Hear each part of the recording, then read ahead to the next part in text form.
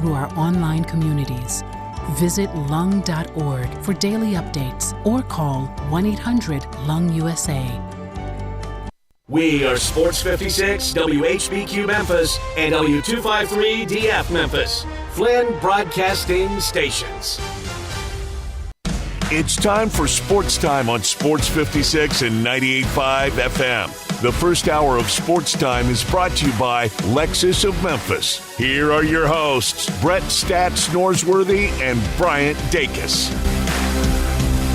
Welcome into a Monday edition of Sports Time with Bryant Dacus, Brett Norsworthy, and Jay Morgan Harder. We're all here today in the Family Leisure Studio, and it was a fun weekend for the city of Memphis. All around, the Grizzlies played well. The Tigers win the American Athletic Conference tournament and become an 8 seed. We had the bracket reveal last night. It was one of the better weekends in a while, but Bryant Dacus and Brett Norsworthy in person today. Brett, how was your weekend? It was great, Bryant. What a fun weekend. I was at the Grizzlies on Saturday night, and a great atmosphere, great building, great win to come back with, led by David Roddy. But then yesterday for the Memphis Tigers to win that resoundingly, to really control from the opening tip through the final buzzer, and to be champions. That is worth something.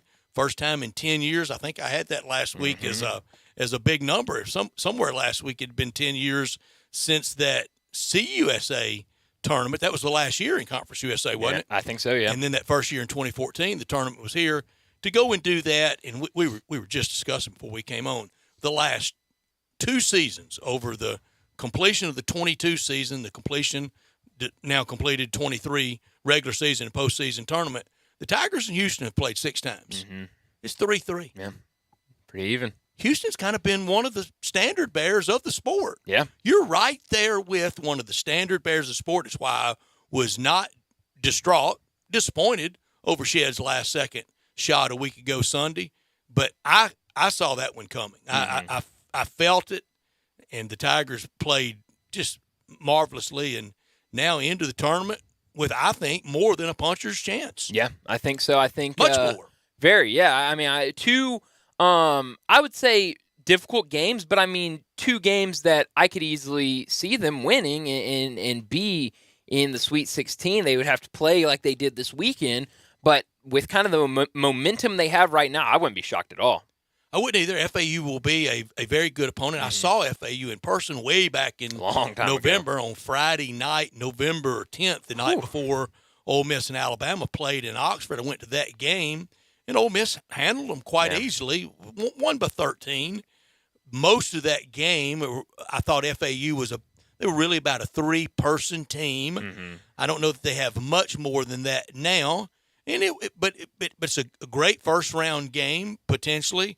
And then what it sets up for our second-round possible matchup, bring it on. Bring it on against Purdue. Bring it on in the heart of Big Ten country. I would dare say the capital of the Big Ten is Columbus, OHIO, isn't it?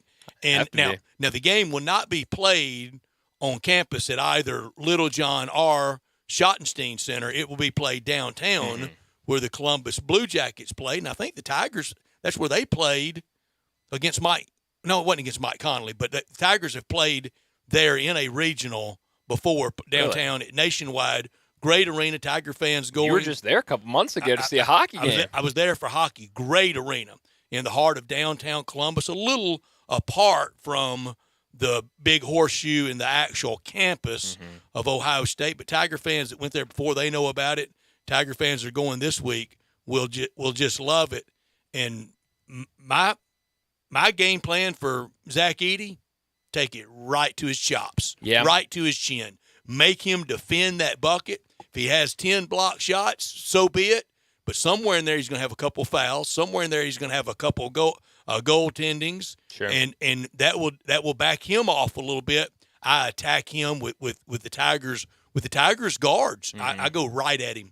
Yeah, and especially DeAndre Williams. For sure. I think that's definitely what you got to do. A lot of people have been talking about Purdue's guard play. It seems like they're not as good as they were at the beginning of the season. A lot of young guards. But what scares me about that team, that Purdue team with Zach Edey, is the kind of fouling. I mean, you don't want to get in that foul trouble. This season, Zach Edey's drawn about 7 fouls per game. In the conference tournament, it was about 10. So he draws a lot of fouls. He gets a lot of attention. You know he's going to get a lot of attention. I'm just worried you get DeAndre in foul trouble early in the first half. He's got to go sit down. Maybe Malcolm, same thing. And you could get a little tricky there. But I think when it comes to taking a 1 seed, this would be the 1 seed I'd want to play. It's the 1 seed I want to play too. I'm with you there. In fact, it's the only – no, there are 2 1 seeds that I have in my Final Four. I have mine completed. I've got it ready to go. I have not made one yet. We will go through all the bracket on Wednesday. We'll do left side early,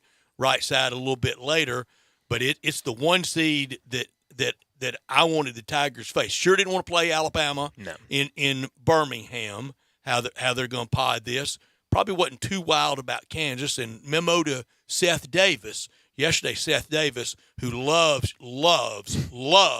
to preach at us peons out here in flyover country. He was defending or lamenting why Kansas wasn't potted into where they could, or where they weren't bracketed, where they could eventually end up in Kansas City. And he goes, committee, what are you thinking? Kansas City is in Kansas. No, Seth, I took geography, and Kansas City is very much in Missouri. I didn't catch that last night. I heard him say it, but I didn't put 2 and 2 together. He said Kansas City is in Kansas. Well, you see where you can get confused. Oklahoma City, West Oklahoma, Memphis, Olive Branch. Yeah. No, Kansas City is in the state of Missouri. Yeah, that's bad. I didn't catch that. But yeah, you don't want to. I don't want to play Kansas. I don't want to play Alabama. They were definitely not going to put them in the same region as Houston after already playing them 3 times. So I think Purdue is very gettable. But that's a good, is a fun region. I mean, you look around. Tennessee's in that region with you. Kentucky's in that region with you. Duke's in that region with you. Some of the sleepers, you've got Oral Roberts in there. I've been kind of saying this for a while. 30-win team. Oh, yeah. And I've been saying this for a while. I mean, college basketball is so wide open this year that, I mean, every region is going to be great. But this East is going to be fun to watch for sure. FAU, a 31-win team, and Oral Roberts, a 30-win team. Oral Roberts, the only team to go all the way through regular season and conference tournament, undefeated in conference play.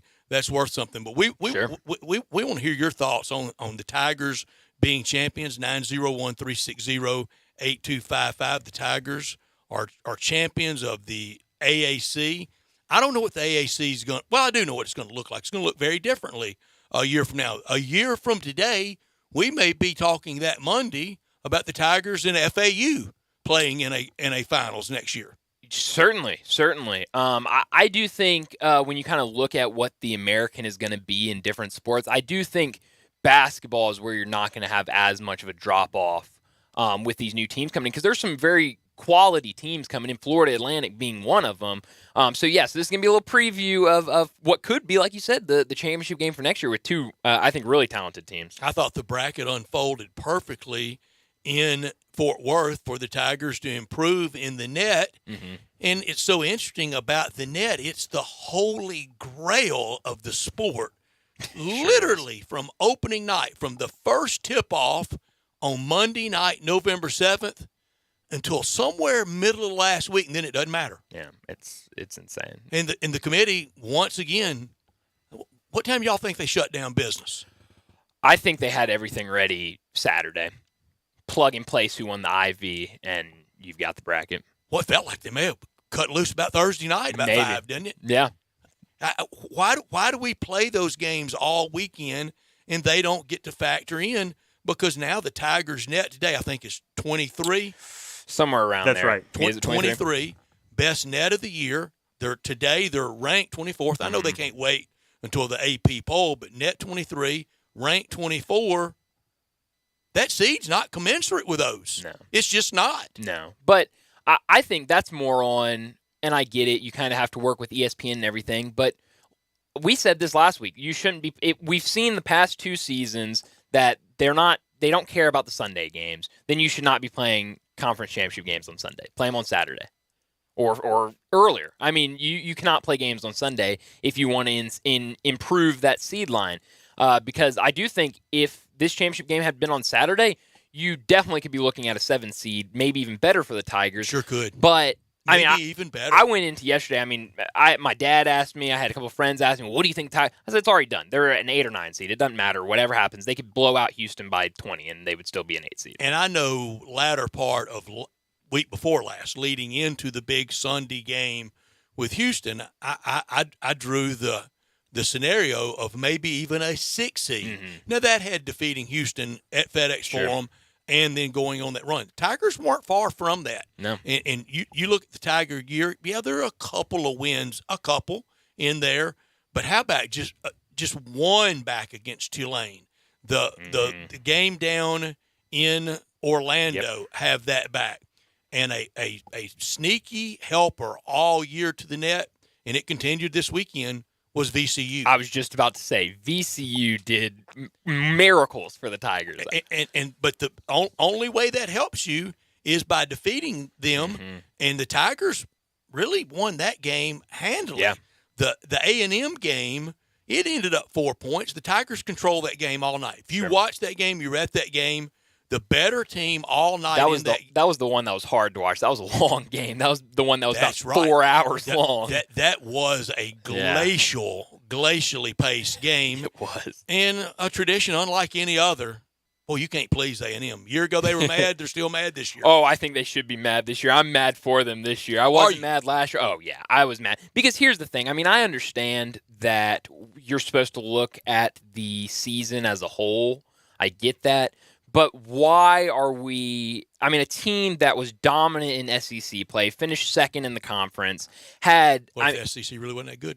Maybe. But you have 12 Quad 1 wins and only 6 I think 12 Quad 1 plus Quad 2 wins, 6 Quad 1 plus 2 losses, and you're a 7 seed because of 2 Quad 4 losses. I mean, I just they're playing. If you look at the ratings, they've been playing like a top 10 team since the start of conference play. I don't understand. I mean, I'm not super mad about it. I just don't understand. It's almost as if the SEC is penalized for having 14 teams, where it would benefit you in other sports where you make a lot of money from all those teams being in there. Yeah. But like the Big 12, if they have a weak team, it's 1 or 2 weak teams at the very bottom, where there's more weak teams that you might have draws against in the SEC, whereas they have 8 teams in the tournament this year, the SEC does. So you can make an argument that their 8 teams are just as good as any other league. I don't think they necessarily are, but I'm just saying when you look to equate that, it's just that they have more teams at the bottom than these other leagues have. And it sets up now the potential for, in Des Moines, Dateline Des Moines, Aggies and Longhorns. That could be fun. I hate that matchup, though, you know how much I love Penn State this year. Penn State's got to see Texas A&M in the first game. Brutal. How about Auburn, a 9 seed, gets a draw in Birmingham? Very, very favorable That's draw. crazy. How is that an oversight? That has to be an oversight. There's no way they couldn't avoid that, right? Because Bama's going to sell it out in the pod way of thinking. We got to sell seats because too many of us have been, sadly, here in Memphis to NCAA tournament games when it just wasn't anybody there. Yeah. The made for TV event almost. It really was. So that the NCAA recognized that, went to pods more favorable geographically for teams, and how that happened because you got Bama there. So that's going to be the sellout. Yeah. And Bama and Auburn, they're not going to play well with each other in town. No, they're not. They're not. But I can't even remember. Who's Auburn having that first game? Auburn plays Iowa, and if they win, they draw Houston, the 1 seed Houston, which is out without Marcus Sasser, presumably. Yeah. Well, and I don't know. I think Marcus Sasser's fine. Either way, he's back. He's not. It's a home game. That's They're true. playing at the BJCC. Yeah. The whole thing is going to be Auburn fans. How do y'all feel on Vandy? Were they wronged? No. I mean... Can I say yes and no? That LSU loss hurt him so bad. LSU loss, Grambling loss hurt, and you know a loss that really was devastating to Vandy? Memphis. Way back on Monday afternoon, November 7, against the Tigers. That win held up very well for Memphis. I say yes and no. I say the same thing with Rutgers, yes and no. I think I'll start with Vandy. I say yes and no because they weren't wrong, and you look at the whole season, I don't know who you would put them in for instead of somebody else. But I would also say yes because I think, and this is not the way we do it, I have a hard time believing of all the at-large bids, Vanderbilt is not belong in that class of teams. But that's not how you do it. Right. You don't do it by who's playing the rest right now. Who do you leave out for? That's the thing is I don't know who you would leave out for it. I haven't even gone through Nevada, to look necessarily. They're the last team in Nevada. Yeah. Well, it could be Nevada then. I haven't gone through and looked exactly, but I tell you what, Vanderbilt's playing excellent basketball. Yeah. Even in that league of all these teams that did make it in, you can make an argument they're playing better than some of the ones that did make it in. Auburn, for example, but. At the same time, I'm not sure they had enough on their resume. Yeah, but we're going to talk a lot of NCAA tournament today and also a lot of Tigers after winning the AAC. But let me set up today's show before we get into top and not top story of the day. At 3:30, we're going to get back into Tigers talk about the big weekend and what's up next with this game against Florida Atlantic. At 3:45, we'll talk about the Grizzlies. They had a really good weekend, and they're back in action tonight against Dallas. 4 o'clock, David Cobb will join us to talk about the bracket and these tournament games for this weekend. 4:30, Shelby Mast, our bracketologist from bracketwag.com and collegeinsider.com will join us. We'll talk about what he thought about the bracket and kind of the differences from his and the official bracket. 4:45, we'll do big number of the day. 5 o'clock, DeMichael Cole from the Commercial Appeal will join us to talk about the Grizzlies. 5:30, we'll do What's Trending, and at 5:45, we'll wrap it up like we always do with Taco Bell Crunch Time. But we're all sitting in the Family Leisure studios today where family and fun come together. The preseason patio and pool sales are going on right now, so get over there and buy now to save big with the area's largest selection of patio furniture. Pool season, it's just around the corner. Buy now to get ahead of that summertime rush with the early bird pricing. Free layaway and special financing are available. Be ready to enjoy your backyard as soon as spring hits, and mention this ad to get half off delivery and installation at Family Leisure, 2120 Whitten Road, just north of I-40. This hour of our show brought to you every day by the one and only Lexus dealership in town. That's Lexus of Memphis at 2600 Ridgeway and online at lexusofmemphis.com.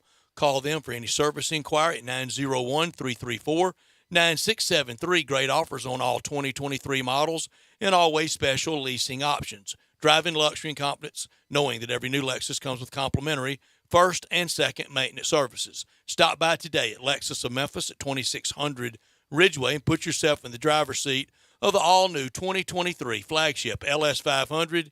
You'll be looking and you'll be driving in style. When you purchase a Lexus, you get top-of-the-line engineering and design, and they make for the luxury driving experience. Online at lexusofmemphis.com. Experience amazing at Lexus of Memphis. Top story of the day. My top story of the day is what the Tigers did this weekend. They went down to Fort Worth with a mission, and they executed it perfectly. I mean, you talk about the first game. Didn't cover the spread against UCF, but we won't talk about that because they got the win. The second game, they blew out Tulane by 40. I mean, the one game that it seemed like everybody had circled as a bad matchup, a game that terrifies you, a game that it's hard to beat Tulane. They beat them by 40 points. It was never a game. And then Sunday, you come out against a Houston team without Marcus Sasser. It just seemed like it had the makeup to be what it was. Tigers get out early. They kind of made it a little tricky there towards the end. It got a little close, got a little uncomfortable, but the Tigers able to do it on the backs of Kendrick Davis and DeAndre Williams, who were unbelievable all weekend long. It was a magical weekend down in Fort Worth, and like we said, first conference championship since 2013. It sure does feel good to be talking about it. That's my top story. The revenge tour is complete. Now the history book tour, it starts this week in the NCAA tournament.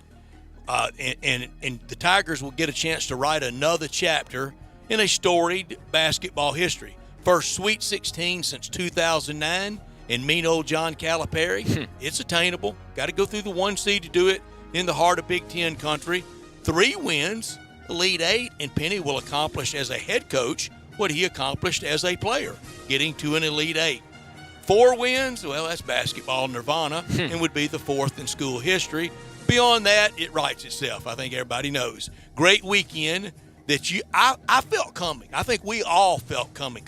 Leaving FedEx Forum last Sunday, you could almost write it down. Next Sunday afternoon, these two teams will meet again, and it'll be different. Now a great chance to make more history, and that's what this school is judged by. This school is judged by more NCAA tournament history, and I'm so very happy for them.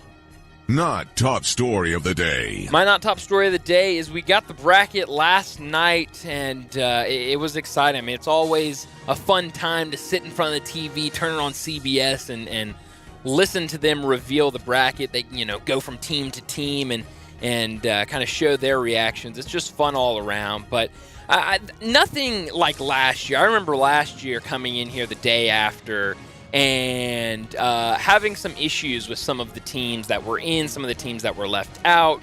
I didn't feel that this year. Maybe it's because of how wide open it is this year. And 68 teams. 68 teams. It's a lot. But I mean, I'm not gonna. After seeing that, I didn't say, okay, we've got to talk about how this team got snubbed or how this team shouldn't be in. It seemed like they got it all right. Maybe where they put teams. Seed was one of the snubs. Yeah, I think so. But I mean, I think we all kind of assumed it would be there with that Saturday afternoon tip-off or Sunday afternoon tip-off in the championship game. But all in all, I'm just glad to have a bracket. Games start tomorrow night in Dayton. It's going to be a fun ride. Mississippi State tomorrow night. Looking forward to that from the SEC with 8 teams in it. My not top story. David Roddy and his big old body. He propelled the Grizzlies to a big win Saturday night against the Mavericks B team in the most controversial week in team history, with the photos from Denver of Ja not just making it rain, but a human blizzard with all that money at that nightclub in Denver. 16 to go for the Grizzlies, 8 at home, 8 on the road. I think 8-8 would go a long way to, what, at worst a 3? I think so, yeah. I think so. To get a 2, what do you have to do? What do you have to go? We'll examine it. Yeah, we'll definitely get into that later. But, I mean, a good weekend after we kind of talked about a lot of bad for the Grizzlies. I mean, this seemed like a pretty good weekend. Man, Saturday night at the building, the talk was that New York Post story. Yeah. Oh, because that had just come out, didn't it? And those quotes and those pictures. I don't think I've read the New York Post story. I've seen all the pictures and everything, but I don't think I've actually sat down and read it. All right, it's his money. He can do whatever he wants with it. He can spend it however he wants to. Yeah. But, that was the quote. The takeaway quote from that: we need a shovel to pick all this money up. I love that. I mean, that's great. I saw who was it that called him a philanthropist over the weekend for giving back to the community? Well, it's one way to do it, I guess. Might get his number retired. He might. I don't know. He might not go back ever again with the pictures coming out. That's for sure. And now how much longer for him to be out? But Saturday night against a very depleted Dallas team that may be that way tonight. Mm-hmm. Could be. I think I haven't seen anything on Kyrie. I think, is Luke out again tonight? We know Luke is out. Kyrie might play. Okay, so, I mean, one for sure out. That definitely gives you a better Kyrie was there Saturday. What's his issue?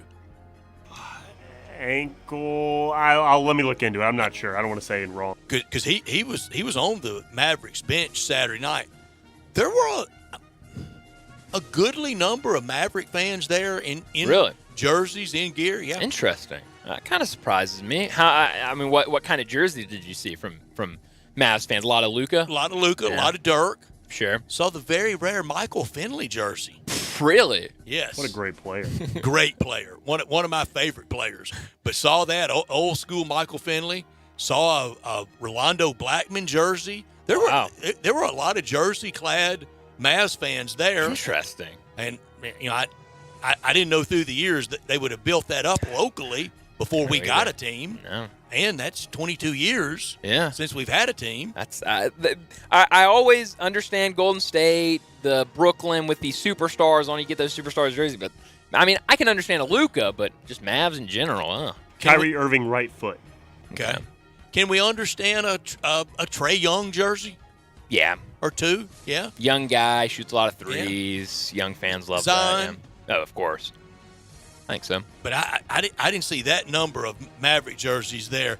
Look, the NCAA tournament is here, and we are so glad. Brett Norsworthy talking about FanDuel with you. And this March, take your first shot at college hoops with FanDuel Sportsbook and get 10 times your first bet amount in bonus bets up to $200. That's right. Just bet $20 on the bracket, and you'll land $200 in bonus bets, win or lose. That's $200 you can spend betting everything from the money line to point spreads, that 5 versus 12 seed matchup you've been eyeing, all on an app that's secure, safe, and super easy to use at FanDuel. No better place to bet the tournament and have fun with it than at FanDuel Sportsbook. Sign up today by going to FanDuel.com with the promo code SPORTS56. Put Sports56 in there and make every moment more fun with FanDuel all tournament long. In Tennessee, you must be 21 and older and present in Tennessee. First online real money wager only, $10 deposit required. Refund issued as non-withdrawable bonus bets that expire in 14 days. Restrictions do apply. See full terms at FanDuel.com/sportsbook.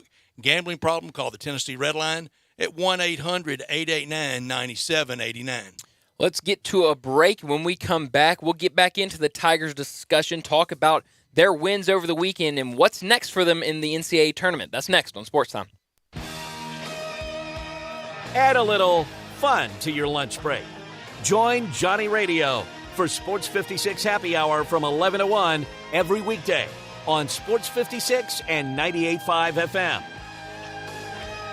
Do not. Do so. You do not love Central Barbecue more than me. I've been talking about Central Barbecue for years. I was the first person to do these spots. Well, I may be new doing them, but I want to shout from the rooftops just how much I love it. Okay, smart guy. What are the sides at Central Barbecue? Easy. Home-cooked pork rinds, home-cooked potato chips, greens, green beans, barbecue beans, onion rings, fries, and potato salad. Lucky guess. What can you buy by the pound, huh? Beef brisket, pulled pork, smoked turkey, my favorite, pulled chicken, smoked chicken, and barbecue bologna. Ha!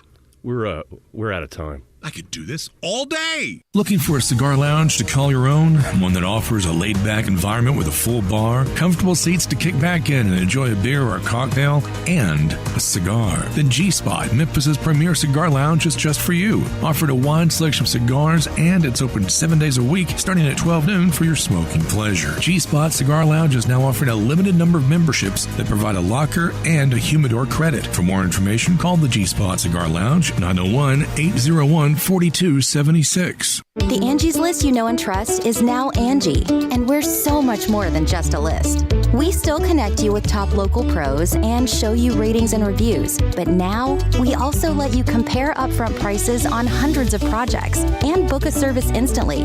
We can even handle the rest of your project from start to finish. So remember, Angie's List is now Angie, and we're here to get your job done right. Get started at Angie.com. That's ANGI, or download the app today. Do you want a greener, more weed-free lawn? If you're like me, you can't stand the sight of dandelions, clover, or especially crabgrass. Hi, I'm Brandon Hawley, president of Lawn Solutions. We are your locally owned and operated weed control and fertilization company. We are also experts in disease and insect control on your lawn and landscape. Our uniformed technicians are full-time, year-round licensed and certified by the state of Tennessee.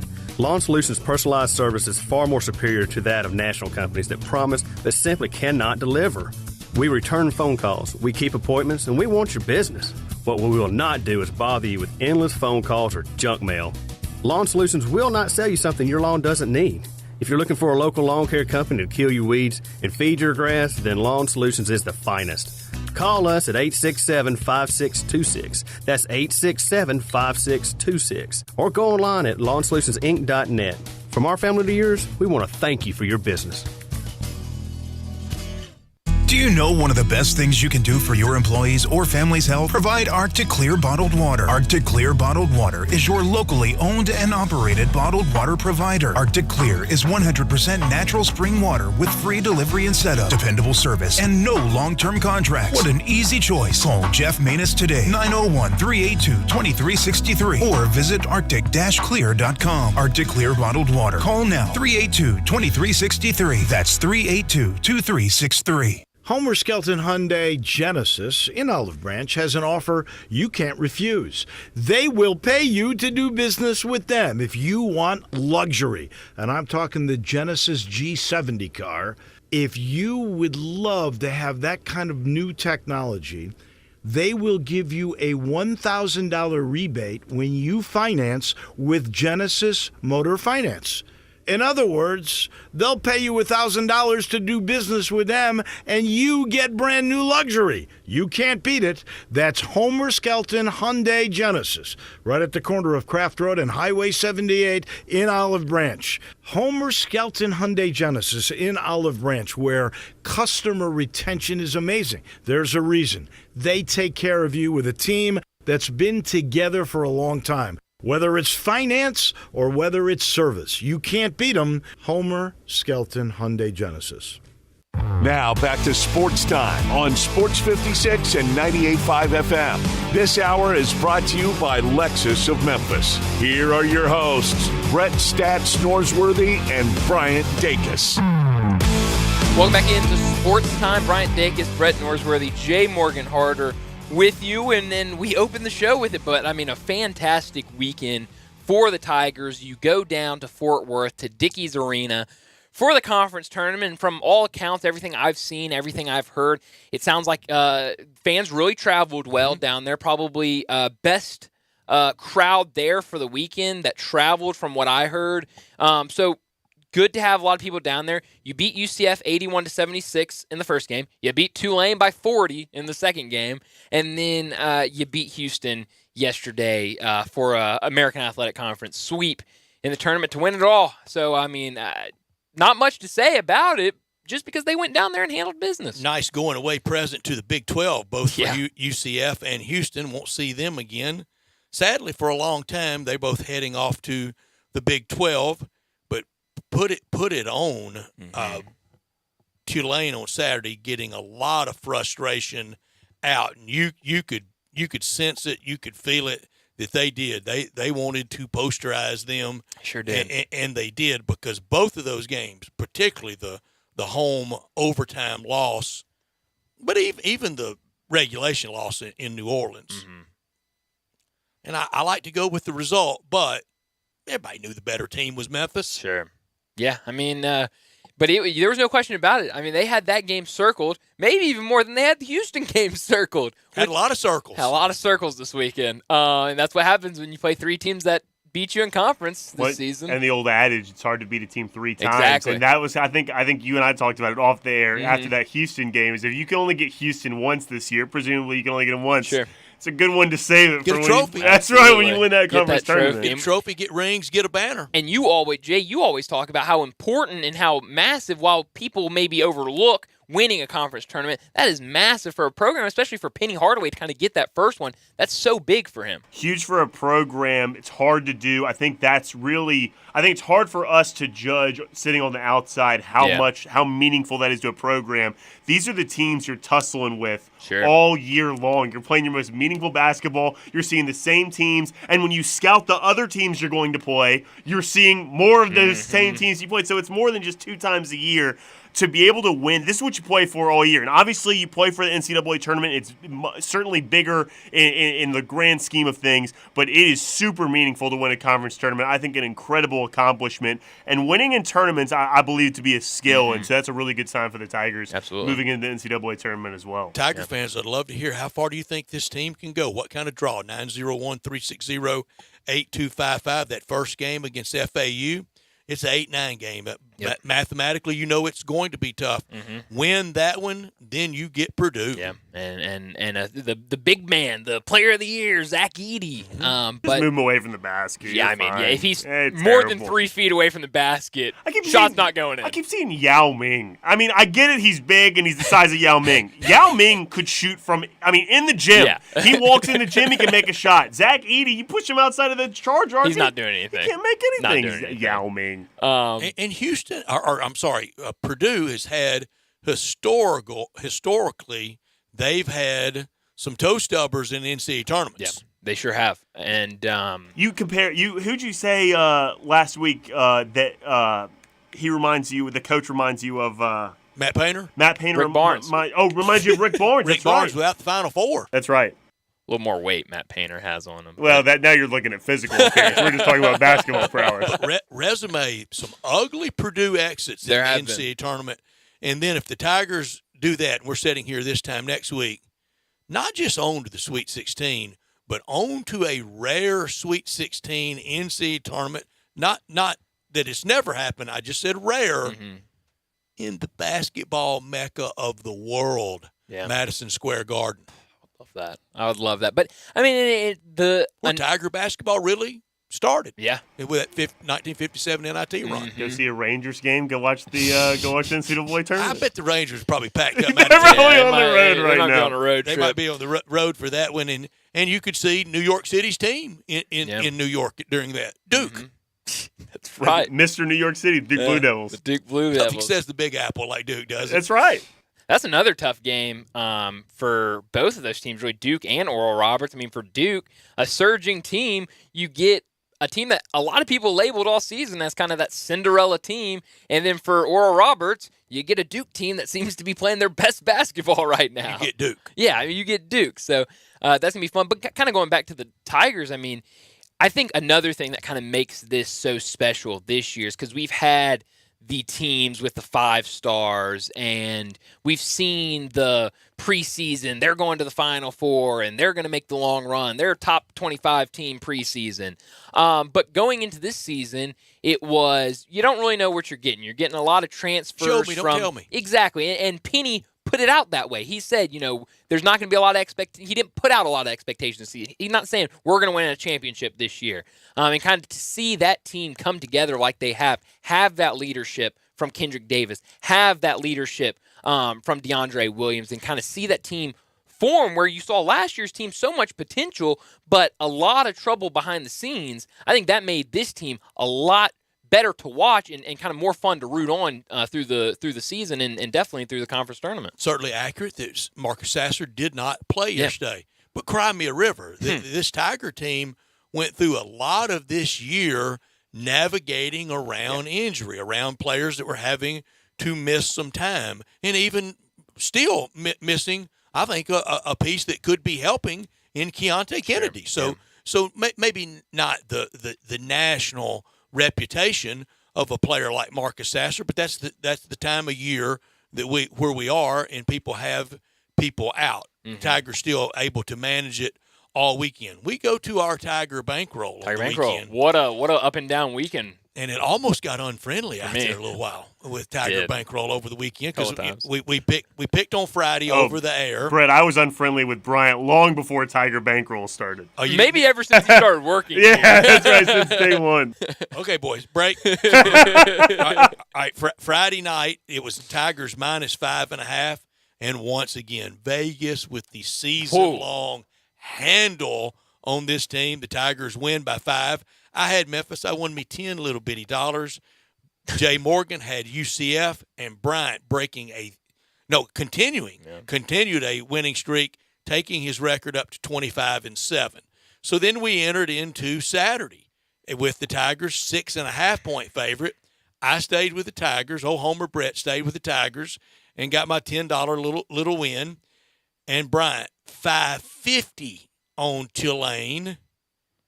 And Jay Morgan with 50 on Tulane, and they both lose on Saturday. That broke your 13-game winning streak. I blame Jay Morgan for that. Took you to 25-8 for the year. So then we reassemble for Sunday. Houston -6.5. I take Memphis for 70, get to 180, paltry 180. Bryant takes the Tigers for $1,000. A dime. $1,000 on the Tigers. He wins, takes him to 24.50 on the year, 26-8, 77% picking the Tigers against the spread. Jay Morgan with a $50 loss. So you've got a $500 lead going into the NCAA tournament game, and the Tigers on the year 16 up, 18 down against the point spread, but has Vegas had a handle on it all year? They sure have. That yesterday was the real outlier all year. Yeah, that one. But that Friday night game, I mean. And I guess Saturday was Sure, but that seemed like 40. A complete outlier from the Tigers' play all season. I mean, but you're right, that Friday night game, I mean, it came down to the last seconds with some made free throws and some fouls. A travel call. Yeah, DeAndre traveling. I mean, it came down to the bitter end. But I blame Jay for the Saturday loss. He got into my head a little bit on Friday. Roped him into his game. No accountability. Played me like a fiddle. It was a battle between my two guts. Won and told me, hey, I'm the winner. You got to pick this. And so I picked it, and it was a bad mistake on my part. Now in Columbus, the Tigers, we'll do it as we get closer to tip Friday. That's a late game, so we can do that during the show on Friday. The Tigers right now listed as a 2.5-point favorite over FAU. That's what an 8-9 game should look like. That's right. Yeah, it should be tight like that. And really, everybody I've seen, I haven't been able to see a ton, but everyone has kind of penciled this in as the best 8-9 game in the tournament. So it should be an incredibly fun game. The other 8-9 games, you got Arkansas against Illinois. I think a good game. You got Illinois player entering the portal, don't you? Sky Clark, but he hasn't been with the team since January, I think. I mean, you can't wait till next week to do that to your team. And TCU player entered the transfer portal today too. Okay, but that's the age of college basketball over sure here, Brett. I went Auburn, an 8-9 game, and Maryland, West Virginia. But I'm with you. I think the best 8-9 is Tigers and FAU. Yeah, it should be a fun one. I know a lot of people have kind of been pointing out Florida Atlantic hasn't played a strong schedule by any means, but they do a lot of things well. They shoot the three ball really well, which kind of scares me. I mean, how will the Tigers come out and defend? But it also should scare you about FAU. I mean, if they're not making threes early, then that definitely bodes well for the Tigers. But they also have a 7-footer in the middle that transferred in from Texas Tech and has played well late. So I think it should be a good game back and forth. I've kind of tried to see where a lot of people are early predicting it, and it definitely seems back and forth. It seems like half the people are predicting. I think KenPom has Memphis a 1-point win right now. Sportstime, which we have Alan Bell on every week from Sportstime, I think they have FAU winning by like 4 or 5. So a lot of different variety there, which makes it a fantastic game. I'm excited for it. Their 7-footer, how athletic? I mean, he's not going to sprint up and down the court, but I mean, he can move. He's an athletic enough. Who's the better athlete? He or Zach Edey? Oh, athlete, I think this guy moves better, but he's also smaller. He's not as big as. So he has to be more. 7 foot. That's right. You can't teach 7 foot, Brett. That's what you always say. But 7'5" and 7'1" are a little different. I understand being skeptical of Florida Atlantic, not just Memphis fans, just in general, any fan being skeptical of Florida Atlantic, and I, quite frankly, have not seen them play this season. I think I watched that Ole Miss game at the beginning of the year, but I haven't seen them play that. Throw that one out. It's early in the year. Yeah. I don't throw it out if you're Ole Miss, though, because that's a good win. But Florida Atlantic, obviously a good team. I mean, you win 30 games over the course of the season and only lose 2 league games. Right. I don't care what league you're in. That's a hell of a basketball team. You take care of business. I mean, you look at their resume, quad 3 and quad 4. Perfect. I mean, took care of the games that they were supposed to take care of. Lost to UAB on the road, a great basketball team. UAB played team, in the Conference USA Championship. Andy Kennedy's a coach that we all know here is doing a great job at UAB. That's a good basketball. 30 wins. That's a good basketball team. I'm not saying they're going to go out and beat the Tigers. No, but you got to respect them. People who are coming out here saying, "Oh, Florida Atlantic," you need to. They deserve your respect. They deserve a lot of respect. I heard some people. After the selection show on CBS and CBS Sports saying that Florida Atlantic should have been a higher seed than a 9 seed. Really? So I heard, and we can talk to David Cobb because I think David Cobb did a podcast with him today. Matt Norlander said the lowest they should have been was a 7 seed. Interesting. Yeah.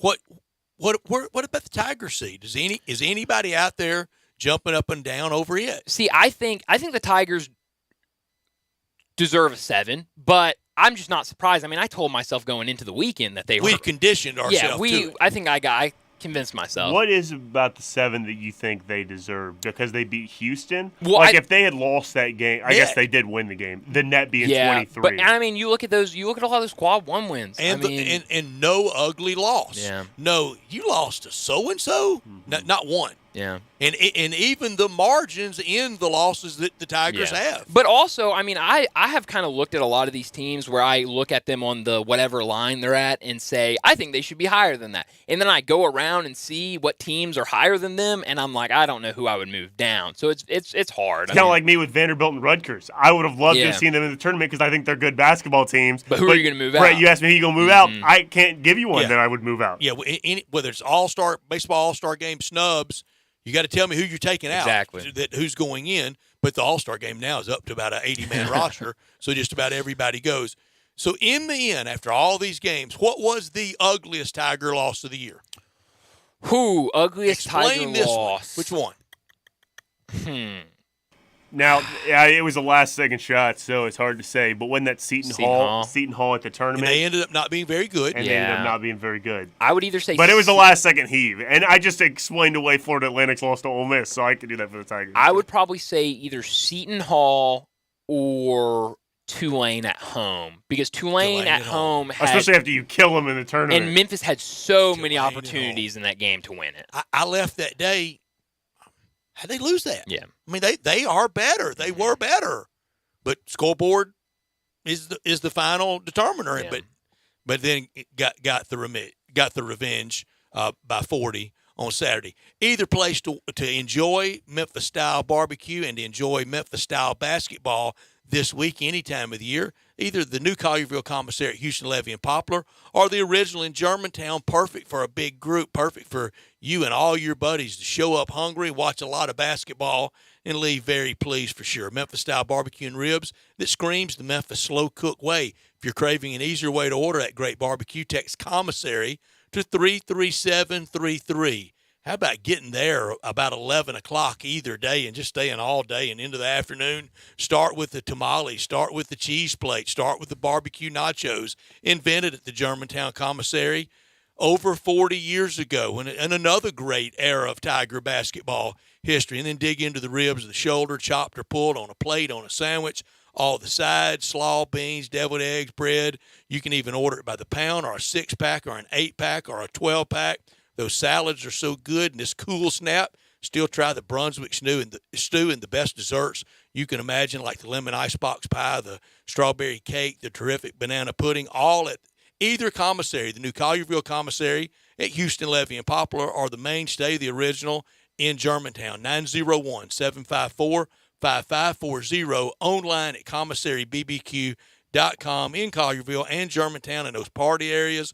Orders to go, catering, and a great time of the year to enjoy either place. 901-754-5540 or online at commissarybbq.com. Let's get to a break. When we come back, we'll talk about the Grizzlies, their wins over the weekend, and their game tonight against the Mavericks. That's next on Sportstime. Join the voice of the Tigers, Dave Woloshin, for Wolo and Friends. Weekday mornings from 10 to 11 here on Sports 56 and 98.5 FM.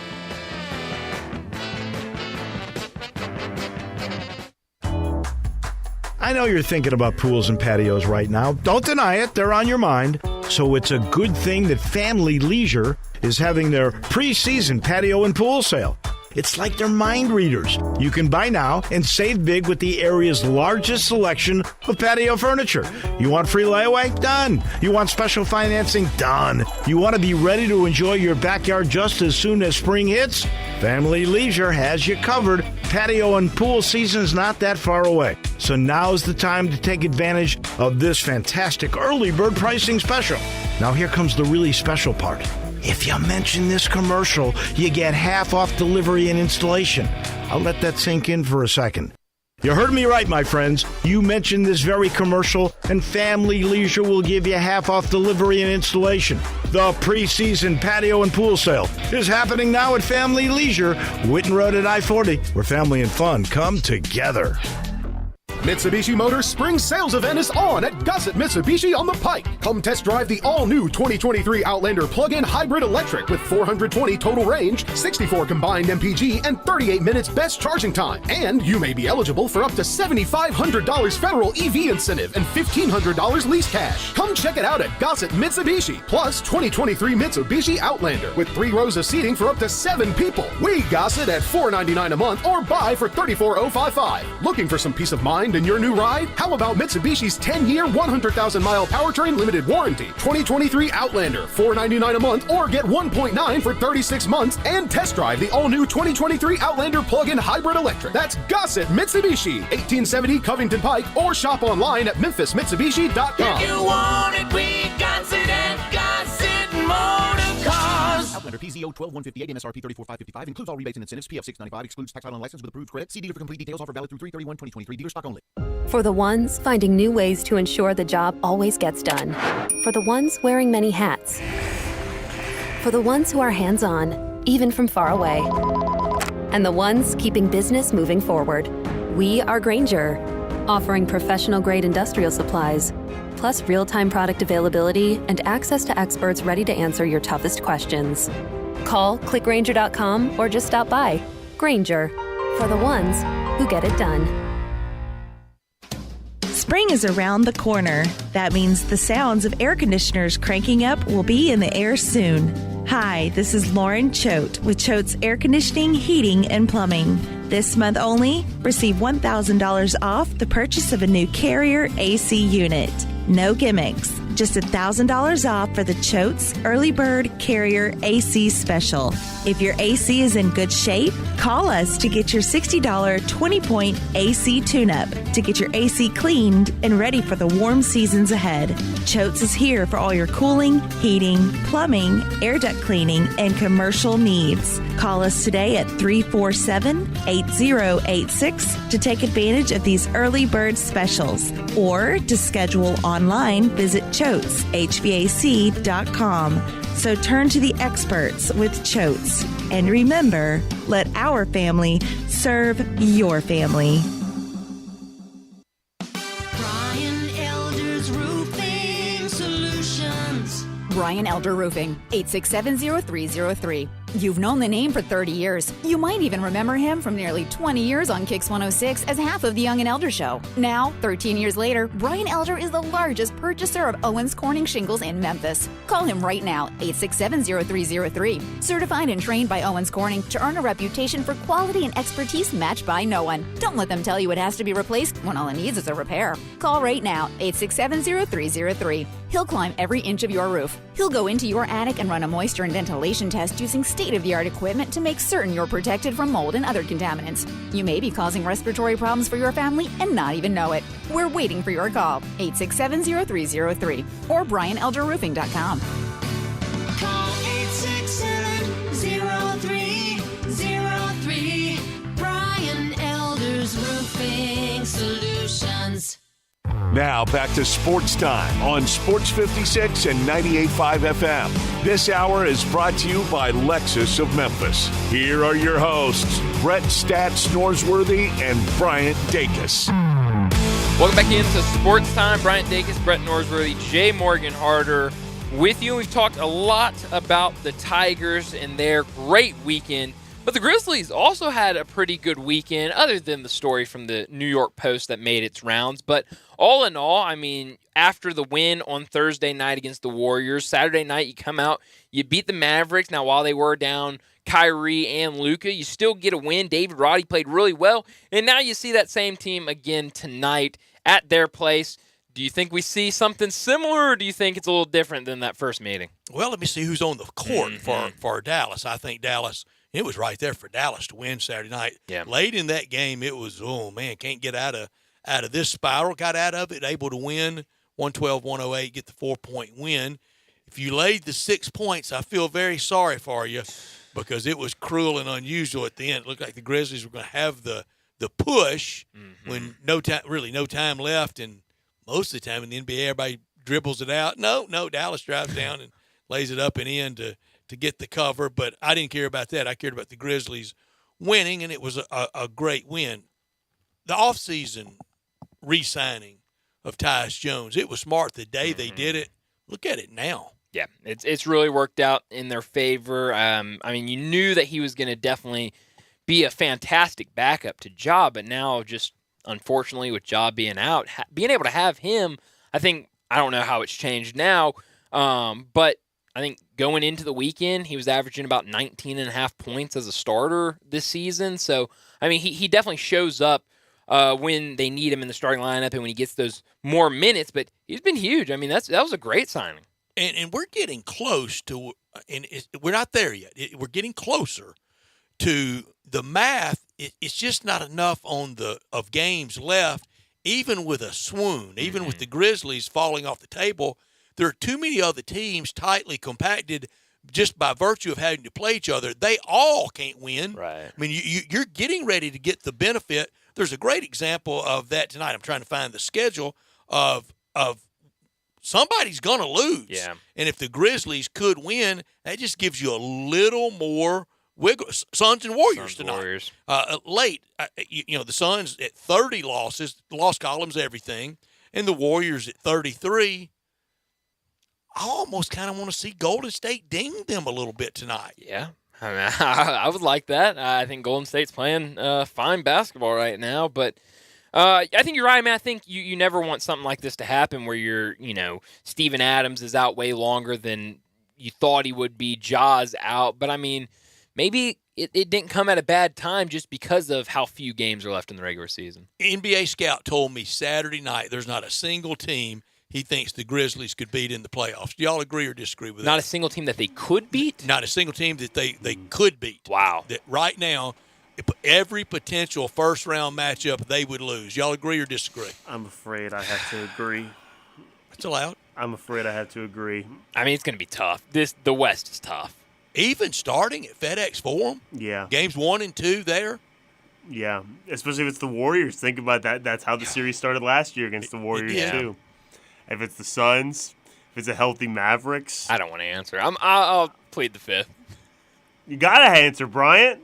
Plead the fifth. Oh, you're going to plead the fifth. Yeah, because we don't want to be. But I have to agree with that. But, at the same time, though, that's kind of how I would lean just in terms of historical data and the way the Grizzlies' makeup is and the type of winning that generally takes place in the playoffs. I would have to lean that way. But by the same token, and I know this is having both opinions at the same time, I also wouldn't be surprised if the Grizzlies go all the way to the Western Conference Finals or the Finals. That would surprise me.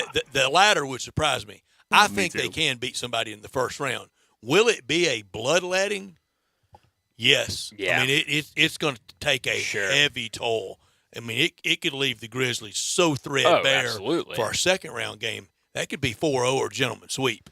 It could be. It really could. I mean, that's just how tough it is. I mean, right now, if everything ended today, they'd play the Warriors in the first round? That's correct. So that would be if you win that, you're winning it in only a half games. game up on the Clippers, or the Clippers only half game up on the Warriors as well, and so they could move down, and that could be the Clippers too. I'm assuming both of you would be more comfortable playing the Clippers than the Warriors, though. I think so. But you're right. If that's 3 Grizzlies against 6 Golden State, if they win it, it's Game 7. Yeah, they're not winning it in fewer than 7. It's Game 7 and probably a shoulder dislocated by somebody. Y'all are saying the Grizzlies to win that series. If the Grizzlies win, it would be in 7 games. They're not going to win it in 5 and or current 3, 6 or 4. They then would play Sacramento, and I think Sacramento they're last year's Grizzlies. Oh, you're absolutely. talking young and hungry. Yeah. And I mean Nothing really to lose. ready to show somebody. Now, last year the Grizzlies showed the first round. Yeah. Didn't show the second round. No.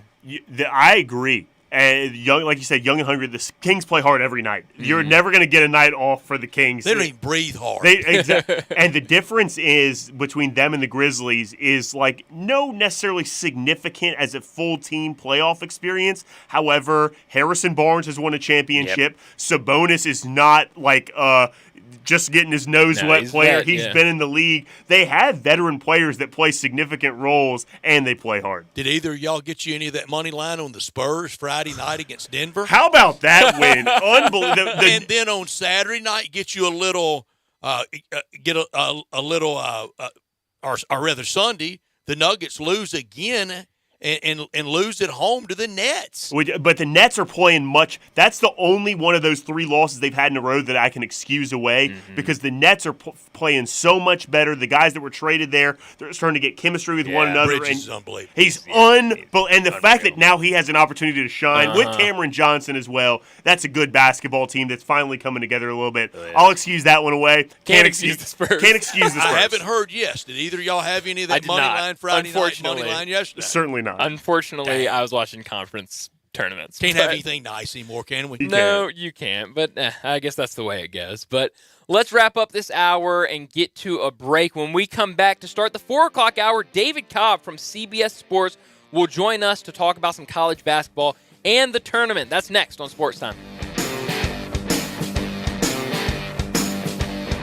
Add a little excitement to your sports watching experience by betting on all the action on FanDuel Sportsbook. There's a reason why FanDuel is America's #1 sportsbook. Their app is simple to use. They've got great odds on all different betting markets, unique, fun bet types like same-game parlay, and exclusive always-on promotions such as enhanced odds boost on the biggest events to let you get more action out of every game day. And if you win, they even get you your winnings safely in as little as 24 hours. If you've never tried FanDuel Sportsbook, what are you waiting waiting for? Go to FanDuel.com, Sports56 promo code to get in on the action, all on an app that's safe, secure, and super easy to use. Just go to FanDuel.com, Sports56 to join now or sign into your FanDuel Sportsbook account. Must be 21 or older and present in Tennessee. First online real money wager only. $10 deposit required. Refund issued as non-withdrawable. Bonus bets that expire in 14 days. Restrictions apply. See full terms at FanDuel.com/sportsbook. Gambling problem? Call the Tennessee Red Line at 1-800-889-9789. I'm Gary York. I'm the service director at Lexus of Memphis. Our service department wants to be more than just a place where you get your oil changed. We do glass repair, windshield replacement, recalibration of your camera and sonar systems, even wheel repair, tire replacement, all the things you would expect from a luxury automotive dealer. Please check out our website. You can schedule your appointment, check out our specials, hours of operation, or if you'd like to do it in person, please reach out to one of our associates at 901-271-5199. When a cold comes on strong, knock it out with Vicks DayQuil Severe for max strength daytime relief. Just one dose of Vicks DayQuil Severe starts to relieve 9 of your worst cold and flu symptoms to help take you from 9 to none. Power through your day with Vicks DayQuil Severe, the daytime non-drowsy, coughing, aching, fever, sore throat, 9 to none medicine. Use as directed. For adults with moderate to severe plaque psoriasis who are candidates for systemic or phototherapy, now there's Skyrizi, Risankizumab Riza, a prescription-only 150 milligram injection. With Skyrizi, 3 out of 4 people achieve 90% clear skin at 4 months, and Skyrizi is just 4 doses a year after 2 starter doses. Nothing and me go hand in hand. Nothing on my skin, that's my new plan. Nothing is every day. Don't use if allergic to Skyrizi. Serious allergic reactions and an increased risk of infections or a lower ability to fight them may occur. Before treatment, your doctor should check for infection and tuberculosis. Tell your doctor if you have an infection or symptoms, such as fever, sweats, chills, muscle aches, or cough, or if you plan to or recently received a vaccine. With Skyrizi, you could achieve 90% clearer skin. Ask your doctor about the #1 dermatologist prescribed biologic in psoriasis and visit skyrizi.com or call 1-866-SKYRIZI to learn more. Hi, this is Troy Fiveash, owner of Fiveash Roofing. In these uncertain economic times, there are so many things as a contractor and a business owner that I cannot control. The rising cost of materials, not to mention fuel and transportation costs. In the last 2 years, shingle prices have almost doubled and commercial materials have doubled. And I don't have to tell you what fuel costs these days. But you know what I can control? How much markup I put on a project. I have always prided myself in knowing I never gouge a customer. But in an effort to ensure my crews have work and my customers are being treated fairly, I have lowered my profit margin, hoping to give you a price you can live with and keeping my crews busy. So if you need a roof or gutters, please give us a call. Fiveash Roofing, fair, honest, and ethical. Fiveash Roofing, a proud sponsor of Tiger Athletics and a member of the Tigers home team. 367-0050 or memphisroofer.com. 367-0050 or memphisroofer.com. Fiveash Roofing, it's what we do. We're here for you. Ole Miss Rebel Yell is back. The Rebel Yell Hotline Radio Show is back on WHBQ Sports 56 and 98.5 FM. Every Monday night at 6, hear the latest news on your Ole Miss Rebels with Yancey Porter with 24/7 Sports, former Ole Miss defensive tackle Mike Fitzsimmons, Gordon Ford covering SEC Sports Call, and former Ole Miss baseball announcer Gary Darby. From kickoff to free throw to extra innings, your Ole Miss Sports on the Rebel Yell Hotline Show right here Monday night at 6 on Sports 56, 560 AM and 98.5 FM, your Mid-South sports station. We are Sports 56, WHBQ Memphis, and W253 DF Memphis, Flynn Broadcasting Stations. Now back to Sports Time on Sports 56 and 98.5 FM. Here once again are Brett Norsworthy and Bryant Dacus.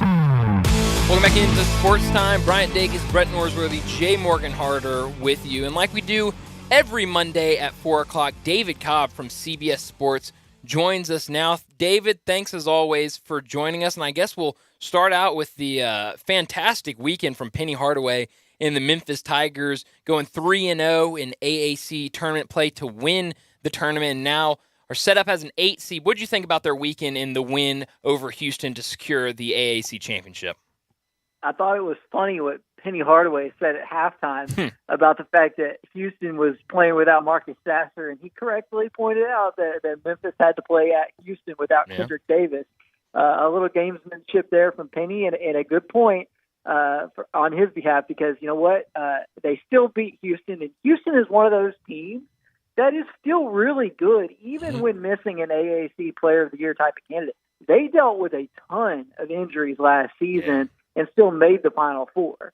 So, yes, obviously, Houston is better when Marcus Sasser plays, and his health is going to loom large over how far they go, probably, in this NCAA tournament team, in this NCAA tournament bracket. But beating that team is an accomplishment, whether or not he was on the floor. So I thought that was a hump that the program was able to get over. And you know what? It makes for a nice parting shot, too, on Memphis' behalf. With Houston leaving and going to the Big 12, you can look back and have the last laugh now, because those teams have played some really good games, and Houston's been on the winning end more often than not. But it will always be remembered, of course, now that Memphis kept Houston from winning its third AAC tournament in a row, leaving the league. And so that's a big win for the program. And my encouragement to Memphis fans is this: no matter what happens over the next couple of weeks, even if this thing comes to an end this weekend, enjoy that. That conference title, you could see it on the faces of those players and on the face of Penny Hardaway.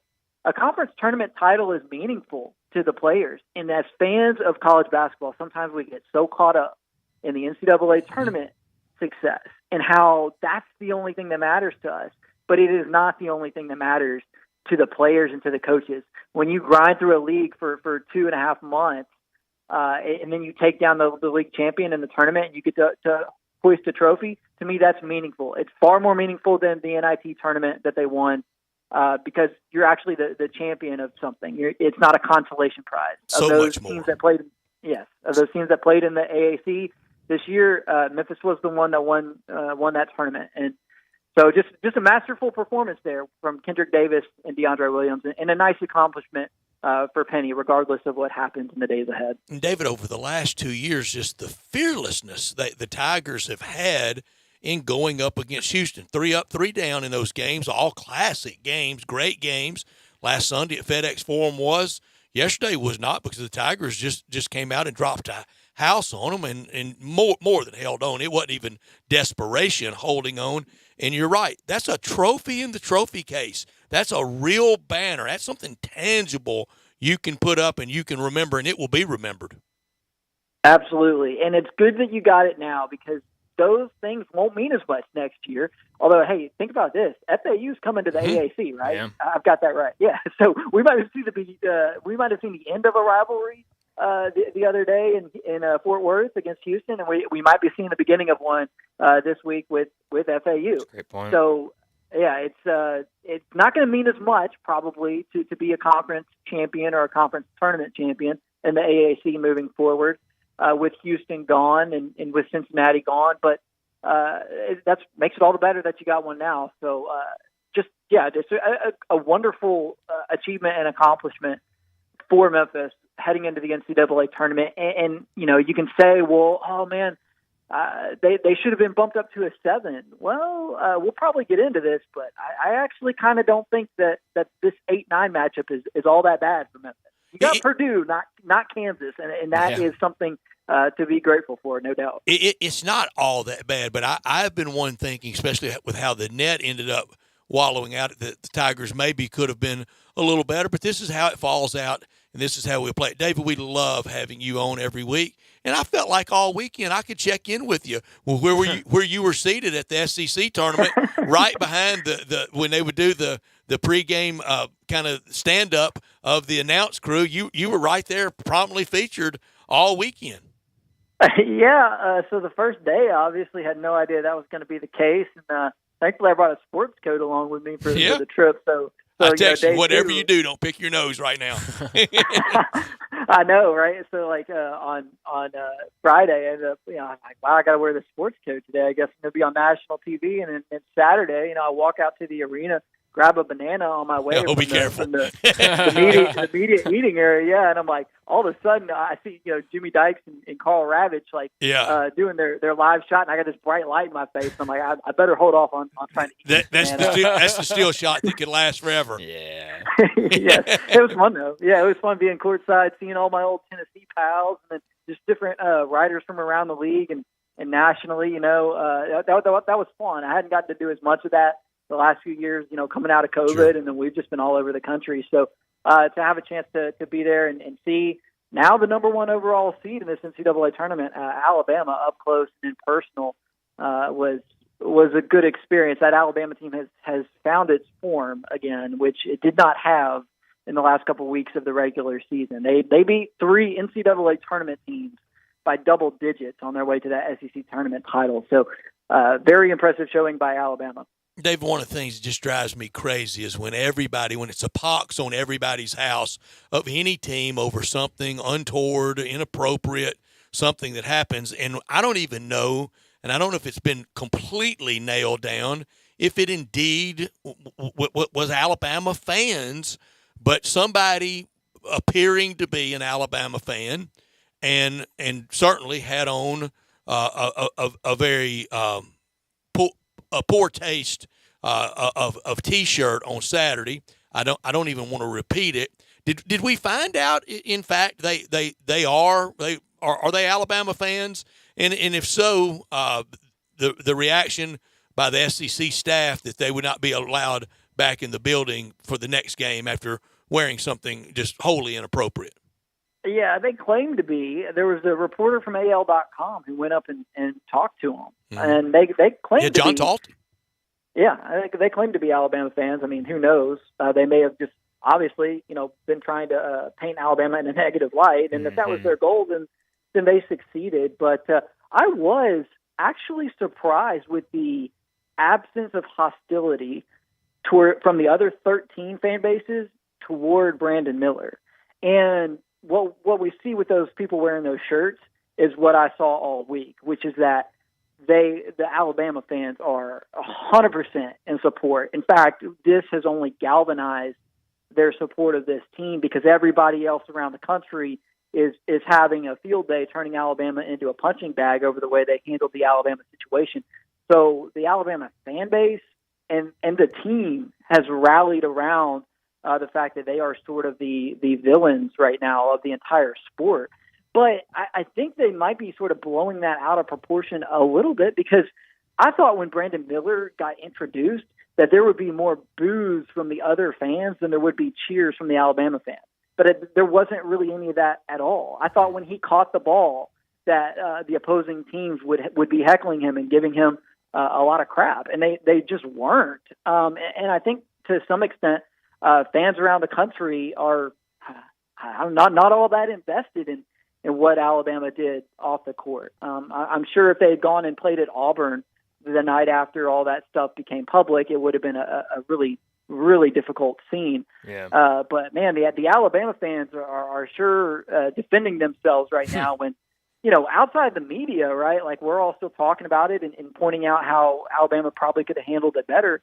But I don't really sense all that much hostility on the part of other fan bases.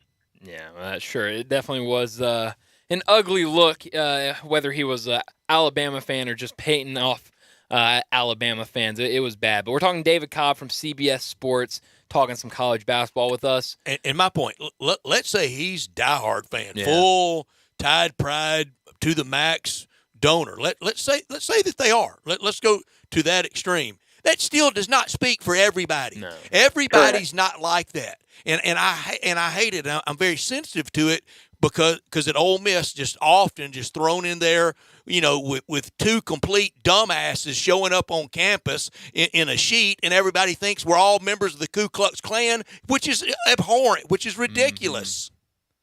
Yes, yeah, no, you're right. I don't think those fans necessarily represented Alabama as a whole. It's a viral story though. It does paint the fan base in a bad light. And the SEC really had no choice but to say, hey, you guys can't come back if you're wearing that. So it's a shame when something like that kind of becomes a story. Shoot, there was another one in the SEC tournament where Eric Musselman's walking off the court in a tizzy, and one of his staffers, kind of basically just like knocks the phone out of the hand of a student reporter, right? And do we think the entire Alabama program is full of bullies because of that? No. I mean, well, no. I get so tired of everybody is castigated as being like that when it's usually somebody very random. Yeah. But, David, I do want to get into some of these matchups and seed lines in the tournament, but I want to start off with Memphis's matchup in the first round, Florida Atlantic. There's obviously been a lot of back and forth. A lot of people here kind of downplaying Florida Atlantic because of that schedule being in the CUSA. Not really a strong schedule. But I was listening to you with Matt Norlander earlier today on the Aya College Basketball podcast previewing this region, and Matt Norlander said that at worst they should have been a 7 seed. How good is this Florida Atlantic team, and where could they give the Tigers problems? Yeah, they're really good in the sense of like just knowing exactly who they are. They're a veteran team, a deep team, and a team that's really efficient offensively. So they're going to be a team that's difficult for Memphis to fluster with their pressure defense. They're going to be a team that makes it difficult for Memphis to, force 15-plus turnovers and get out in transition and get some of those easy buckets. So in some ways, I think it's a really good matchup because FAU is pretty well equipped to handle what Memphis is good at. What I'm not sure that FAU is totally equipped for is just, the caliber of athletes that Memphis has. And Memphis has its share of mid-major transfers who have transferred up. Really, I mean, that's the bulk of their rotation. But on the whole, by and large, Memphis is a more athletic, higher-paced team than what FAU faces on a regular basis in the Conference USA. But at the same time, you're talking about a 31-win team in FAU, and a team that's only losses this season, came away from home in true road environments. So roll the ball out there, and these teams play on a neutral floor. I expect it to be a really good game. So I've got Memphis. Spoiler, I got them going to the Sweet 16, which is bold. It's a big time prediction, one of the bolder predictions that I have in my bracket. But I hope Memphis, the team, the fans, I hope they don't see that from me or from anyone else out there and think, oh, well, FAU is that one's not even a game to worry about. I mean, every 8-9 game it's an 8-9 game for crying out loud. There's not much difference between the teams, and I fully believe that's the case with FAU. They are legit, and they've built it the right way. I mean, Dusty May's been there a number of years. He's got a veteran squad. They are the Conference USA champions by a runaway landslide. I mean, UAB was a really good team, and FAU just beat them by 22 in the Conference USA tournament title game. So there is no doubt in my mind that FAU is capable of beating Memphis. But we've talked about it at the top now, who this Memphis team is right now and where the program is at. And I do think they can come out and handle business. Boy, David, if you're right, a week from today it'll be some fun radio for around here with the Tigers going to a Sweet 16 and haven't been to a Sweet 16 since John Calipari's last year of 2009 out in Phoenix and eliminated by Mike Anderson's Missouri Tigers. Speaking of Mizzou, SEC with 8, did the committee get it right? Did the SEC deserve 8? Yeah, I think so. I don't think Vanderbilt had quite enough there at the end. They were kind of like Texas A&M was last year. Great finish to the season, great conference tournament run, but just not enough to overcome some of the blunders they committed early on. So Vandy was a fun story, but especially without Liam Robbins, the center there, who was out for the season with injury. I mean, they just kind of ran out of steam at the end. So, yeah, I do think the committee got it right. Mississippi State snuck in. I think they deserve that's a team that could be dangerous coming out of the first 4. We've seen teams out of the first 4 make a run in recent years, and Mississippi State has enough, much different than Vanderbilt. Mississippi State played well in November. They beat Marquette in November. Yeah. They had a neutral site win over Utah in November. Quality wins early on, kind of like the Tigers, that helped sustain Mississippi State throughout the season. They started conference play in a real tough spot, but rebounded from there. And they did enough to get in as a 21-win SEC team. They deserve that, in my opinion. So I do think the SEC actually was pretty well represented in this bracket.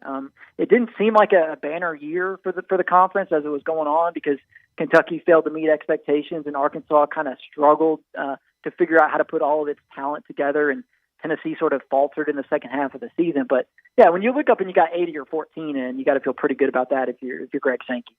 One team in the SEC that I'm not going to say I was super outraged about, but Texas A&M being a 7 seed, I understand the pair of quad 4 losses, but I mean, you kind of look at this team: 7-5 in quadrant 1, 12-6 in quadrant 1 and quadrant 2.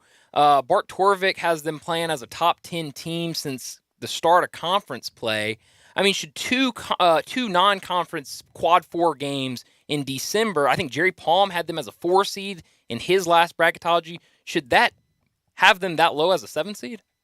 No, I don't think so. I do think they got gypped a little bit. Texas A&M is a team that I've got going reasonably far in this bracket, actually to the Elite Eight, because they've been playing so well as of late. They got smacked by Alabama in the final, but Alabama's the number 1 overall seed in the whole dang thing. You know, Texas A&M has been almost invincible for the last couple of months, so they deserved better than a number 7.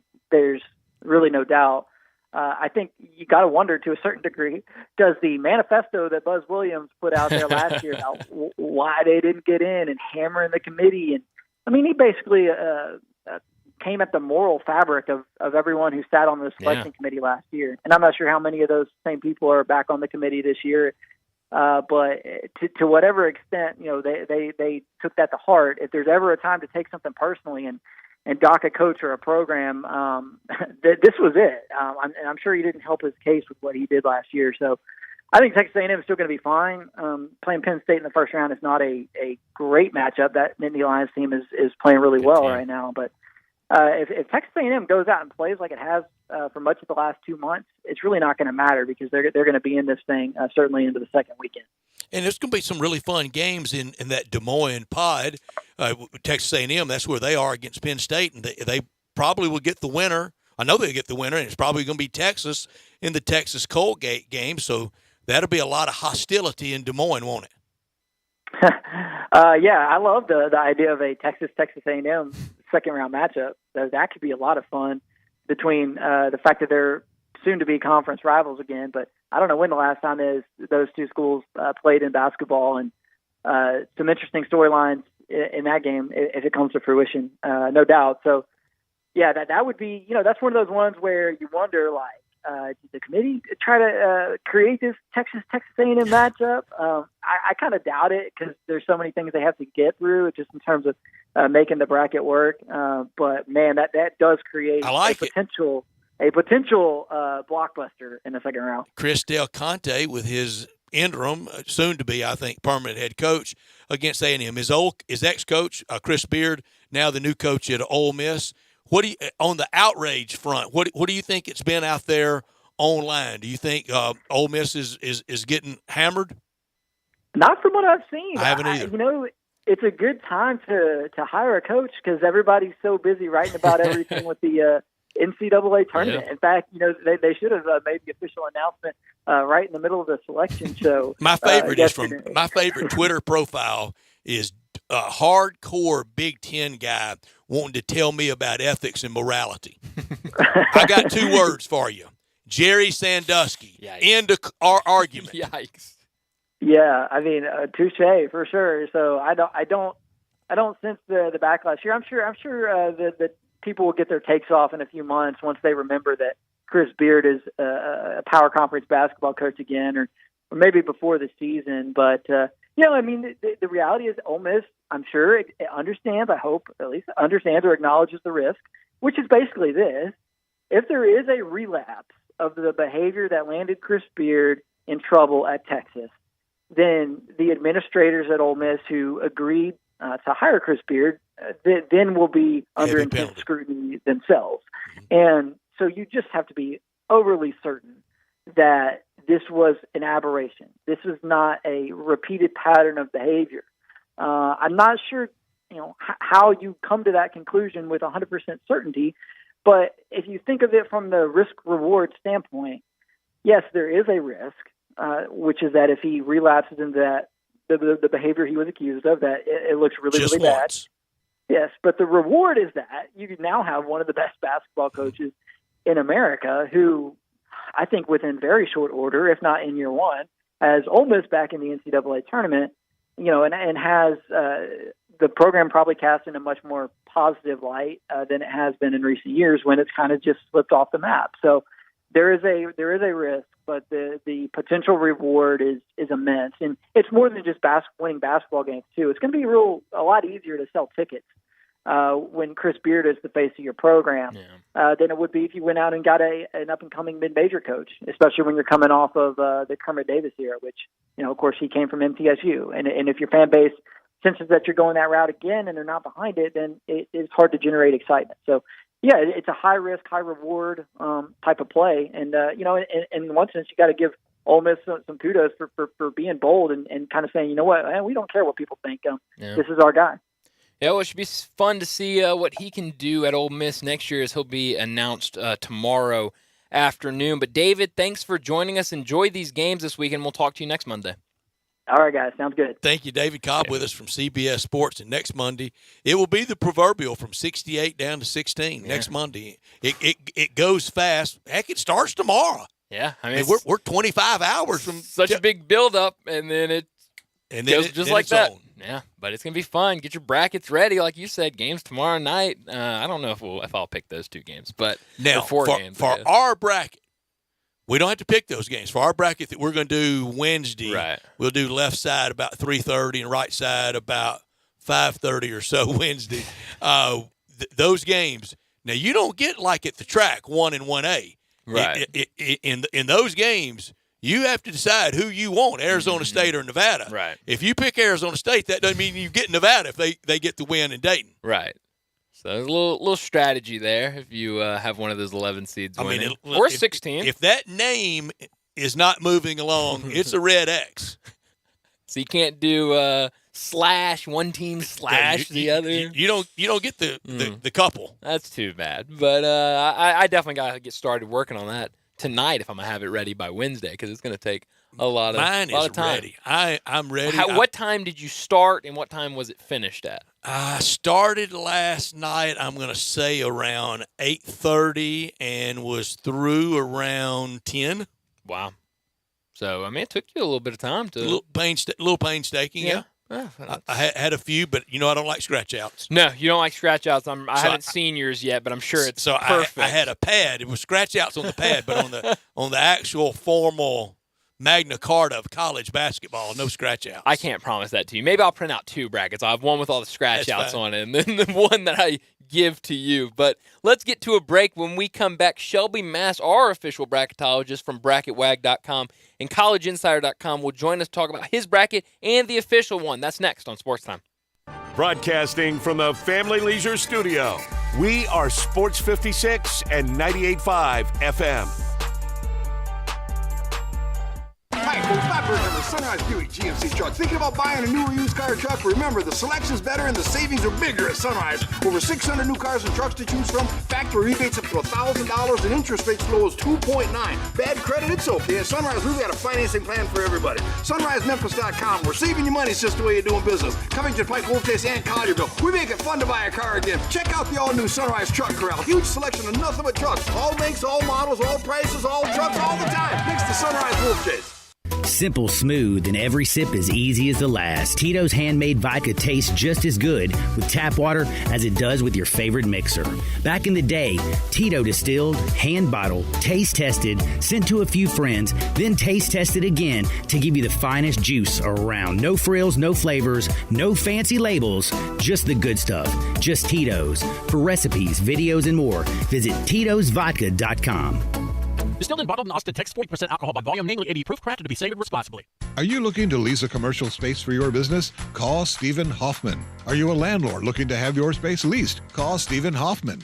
Maybe you're looking to buy or sell commercial real estate. If so, you want a professional broker looking out for your best interest, and that broker is Stephen Hoffman with Myers Commercial Real Estate. Stephen is a Memphis native who knows his market well and only works the commercial side of real estate. He works for a great firm that has been locally owned and operated in Memphis for almost 40 years. Whether representing tenants, landlords, or investors alike, you are sure to get great market analysis, access to on and off-market listings, and a tough negotiator on your behalf. Call 901-761-5595 and ask for Stephen Hoffman.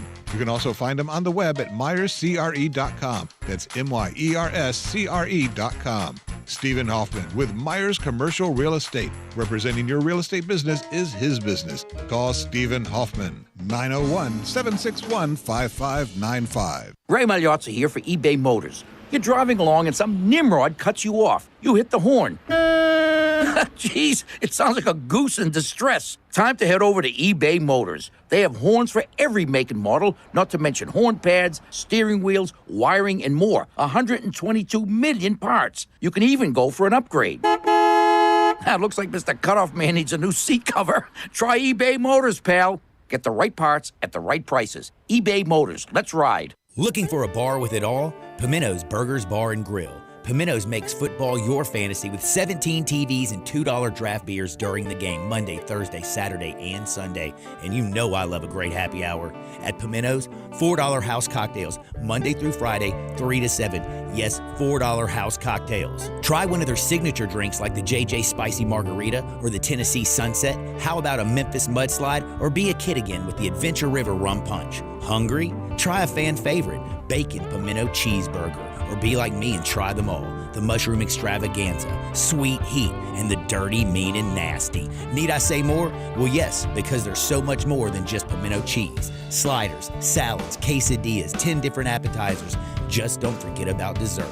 2 great locations, 6450 Poplar Avenue in East Memphis, and in Collierville, 3751 South Houston Levee Road. A bar with it all, Pimento's Burgers Bar and Grill. So much more than pimento cheese.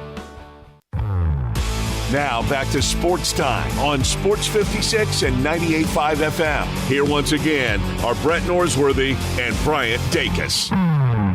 Welcome back into Sports Time. Bryant Dacus, Brett Norsworthy, Jay Morgan Harder with you. And we got to talk about the bracket with our bracketologist, Shelby Mast from BracketWag.com and CollegeInsider.com. Shelby, thanks for... Wake up, Shelby. Yeah, wake up. It's been a long last 48 hours for you.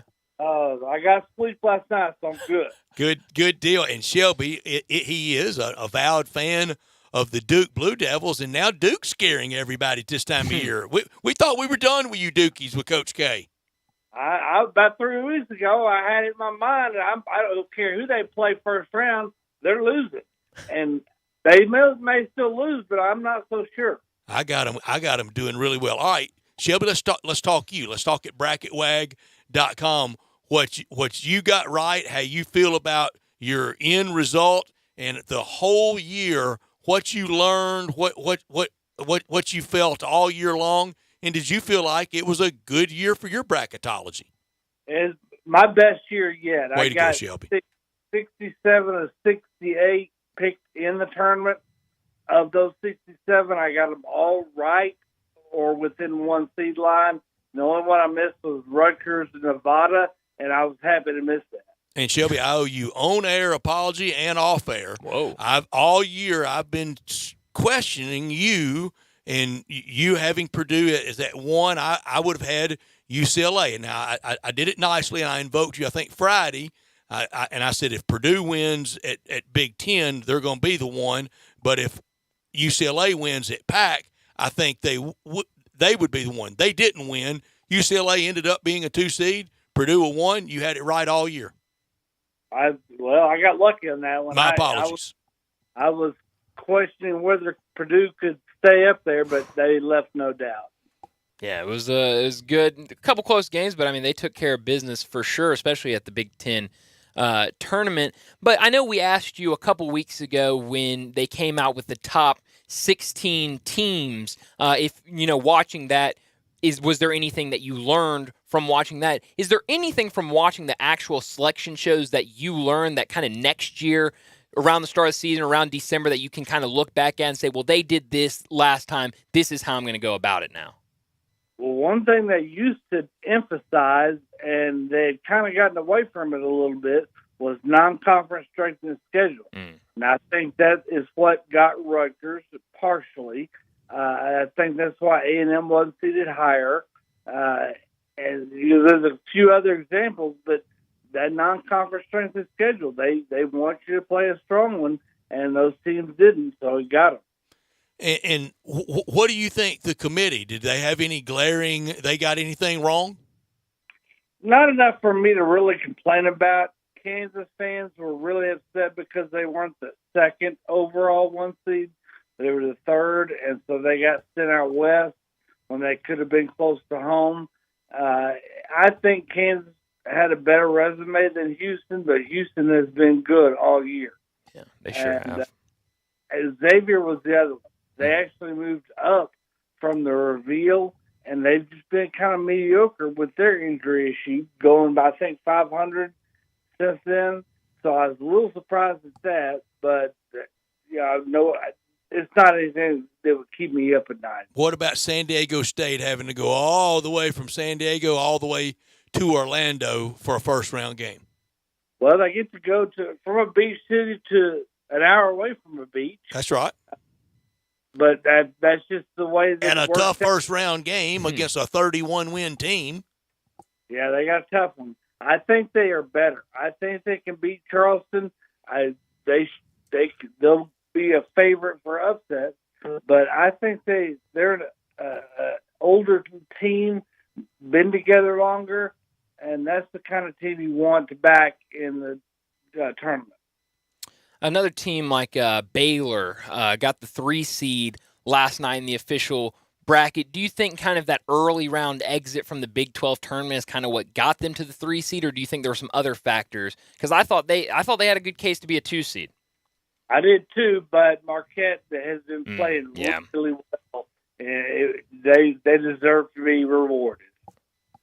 Agree with that. I definitely agree with that. I do want to ask about the Tigers, Memphis Tigers opponent in the first round, Florida Atlantic, a 31-3 team, gets a 9 seed. How good is this Florida Atlantic team, and do you think they're a 9 seed, or do you think they should have been a little higher than that?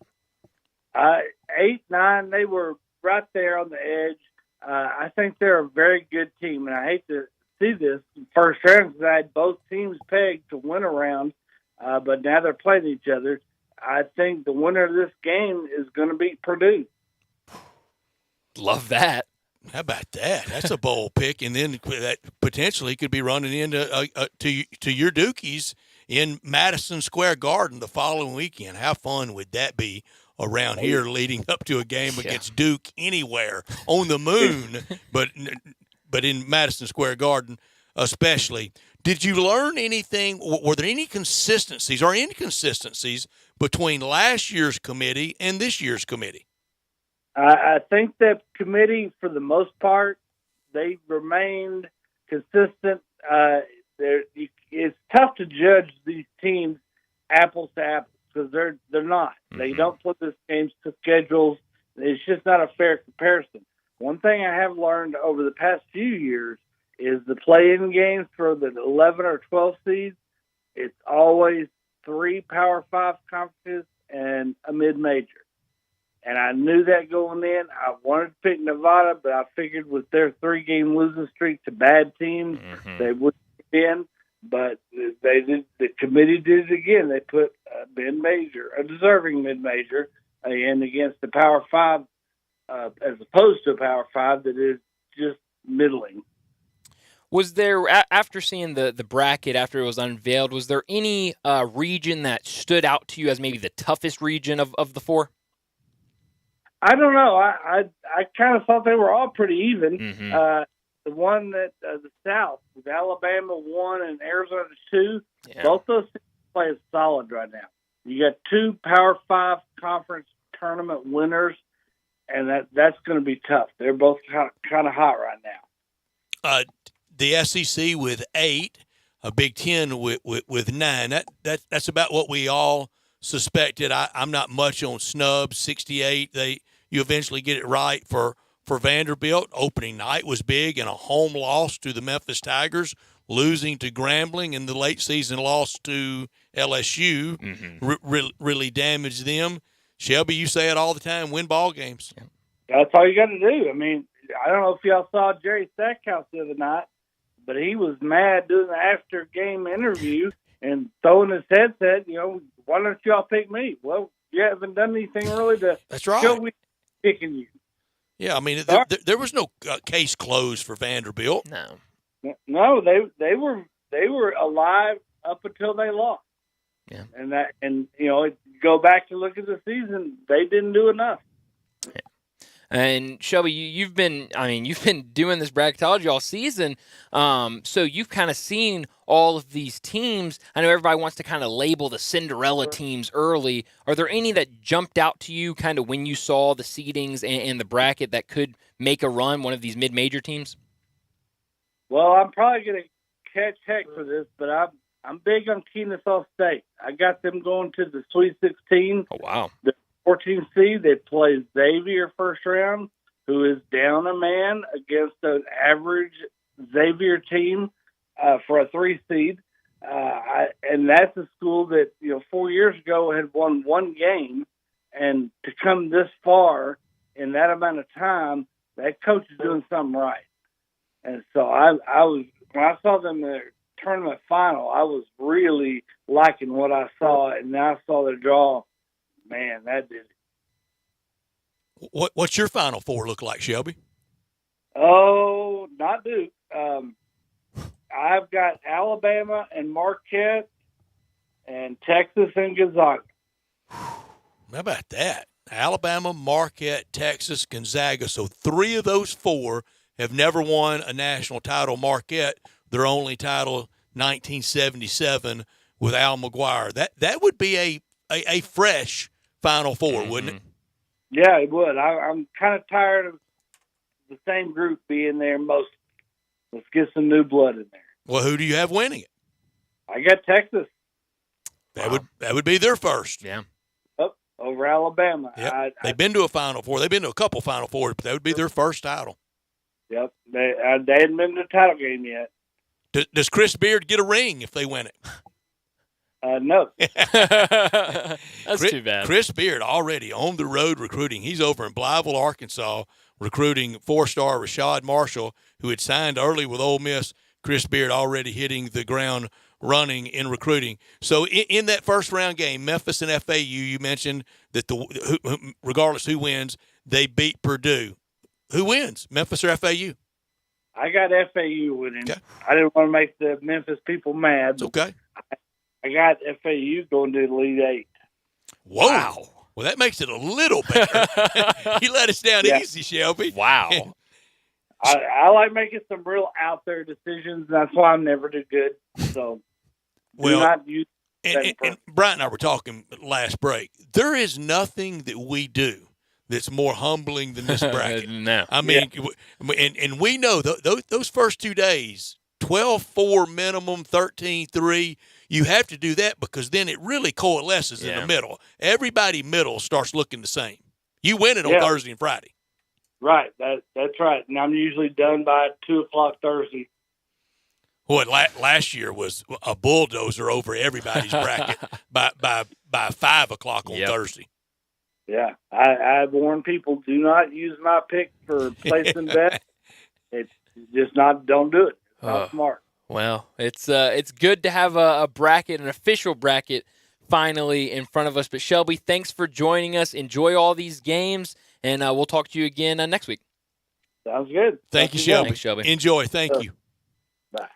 Shelby Mass from BracketWag.com and CollegeInsider.com. So we've talked to 2 of our college basketball guests, and we're split right down the middle. 1 Florida Atlantic and 1 Memphis. Well, we are, and I think that is the quintessentially a 8-9 game, isn't it? That's how it should be. I mean, just everybody. I'm going to pick the Tigers, and it's a lot of homer in there, but it's not all. I mean, I think with how they're playing right now, it's hard to beat them. I can't stand up and go, "You're wrong. You're a hater." If you pick FAU, no. Except for maybe Jay Morgan. Yeah, I'll do. Yeah, I deserve it. No, I wouldn't do that to you. I think Jay Morgan might find a way to criticize all my picks, but No. Both of our guts haven't handicapped the games yet. So when our guts handicap no, I'm pretty the sure games, my gut handicapped all the games already. Look and check my gut. Check your gut? Check my gut. Especially with how y'all are butting heads on Tiger Bankroll. Don't leave yourself where you don't have anything for a potential next game. That's a good point, and I got really nervous going into that Houston game. I had to do something. Oh, that's a fun little wrinkle in the game we're playing here. Because you got to stay alive. You never know You when have it's to gonna make end. sure you have the lead, and you never know if it's going to end. That's it. So have you checked my gut yet? And your gut I'll has ask been. y'all, how do y'all prefer it for Friday with y'all so close? Do y'all want one or, usually the leader gets to go first, kind of like having the tee box. Yeah, I like that. or would y'all like, just put a pick in? Like Jeopardy, you have to write your pick down and you can't change it. So now you're playing the money game. Tell me. Me personally, because I'm not in first, I'd like him to go first. So but what are we I gonna- think in the interest so- of fairness of the game, we got to write it down. And I made an error over the weekend in the banking, and you rightly called it. I got it right. So I think we should. So you did call him out on that. Yeah. I was very nice. It was in the group text. It was in the group text. Oh, was it? I Yeah, didn't yeah, see yeah. that. I missed And that. so he texted me and goes, I think made a Brett might have $50 the money, mistake. the money wrong. It was on only that. a $50 mistake. It was no big And I deal. used the ugly word earlier when I said dumb. That's all right. I deserve it sometimes. But I think we should write it down like Final Jeopardy. All right. So how are we going to do that? Write it down before the show, and then we'll announce it at the end. I mean, Yeah, that's how it has to be, and you can't change it. That's Can't how change Final it. Jeopardy Once works. it's done. So you're playing the money aspect and the pick. I like the stakes. It's gonna be interesting, especially with how back and forth it's been over the weekend between me and Jay. But let's get to a break. When we come back, it will be time for Big Number of the Day. You already know you can listen to Sports 56 anywhere with the Sports 56 app or at sports56whbq.com. But you can also watch us daily with live video of all of our shows on Twitter, Facebook, YouTube, and Twitch. Homer Skelton Hyundai Genesis in Olive Branch has an offer you can't refuse. They will pay you to do business with them if you want luxury. And I'm talking the Genesis G70 car. If you would love to have that kind of new technology, they will give you a $1,000 rebate when you finance with Genesis Motor Finance. In other words, they'll pay you $1,000 to do business with them, and you get brand new luxury. You can't beat it. That's Homer Skelton Hyundai Genesis, right at the corner of Craft Road and Highway 78 in Olive Branch. Homer Skelton Hyundai Genesis in Olive Branch, where customer retention is amazing. There's a reason. They take care of you with a team that's been together for a long time. Whether it's finance or whether it's service, you can't beat them. Homer Skelton Hyundai Genesis. I know you're thinking about pools and patios right now. Don't deny it. They're on your mind. So it's a good thing that Family Leisure is having their preseason patio and pool sale. It's like they're mind readers. You can buy now and save big with the area's largest selection of patio furniture. You want free layaway? Done. You want special financing? Done. You want to be ready to enjoy your backyard just as soon as spring hits? Family Leisure has you covered. Patio and pool season's not that far away. So now's the time to take advantage of this fantastic early bird pricing special. Now here comes the really special part. If you mention this commercial, you get half off delivery and installation. I'll let that sink in for a second. You heard me right, my friends. You mentioned this very commercial, and Family Leisure will give you half off delivery and installation.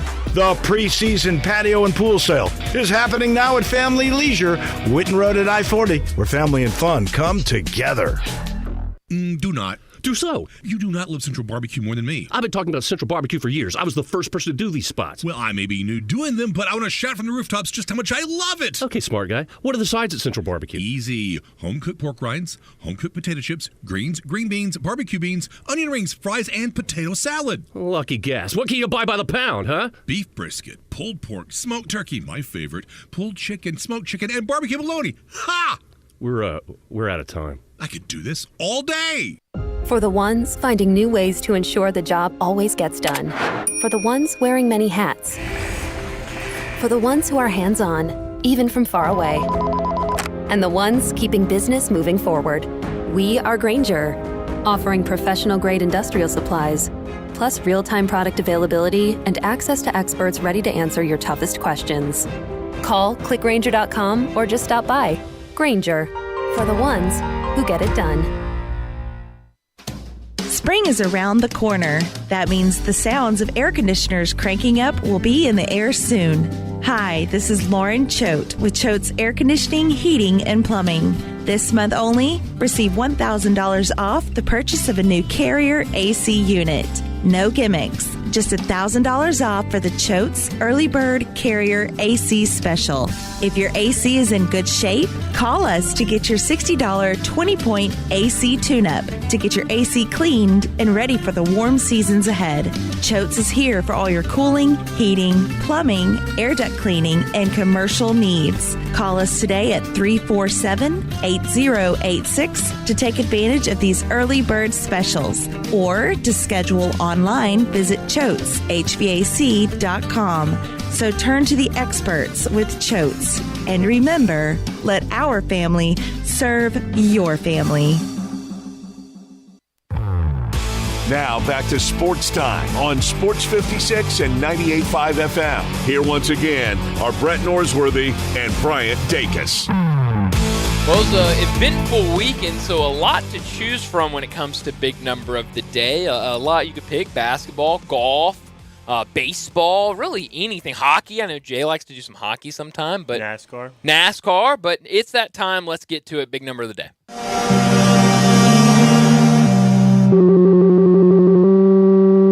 Big Daddy. Hello, Big Brand. It's a guy, he wants to be big, then he gets big, he doesn't want to be big anymore, then he gets small, but the suit's too big. Big Daddy. The big boy. You're a big guy. I think she's trying to pull a fast one on Big Daddy. The big number of the day.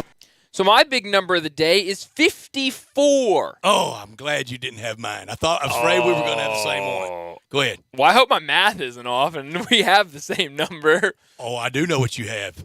Do you? I do. 54 the average. Is the average between Kendrick Davis and DeAndre Williams through the American Athletic Conference Same but different. We got the same but different. Go ahead. Good. They were unstoppable, really turned it on. I mean, for Kendrick, they already kind of knew they were going to the NCAA tournament, and he said that's why he came to Memphis, was to play for Penny and to make the NCAA tournament.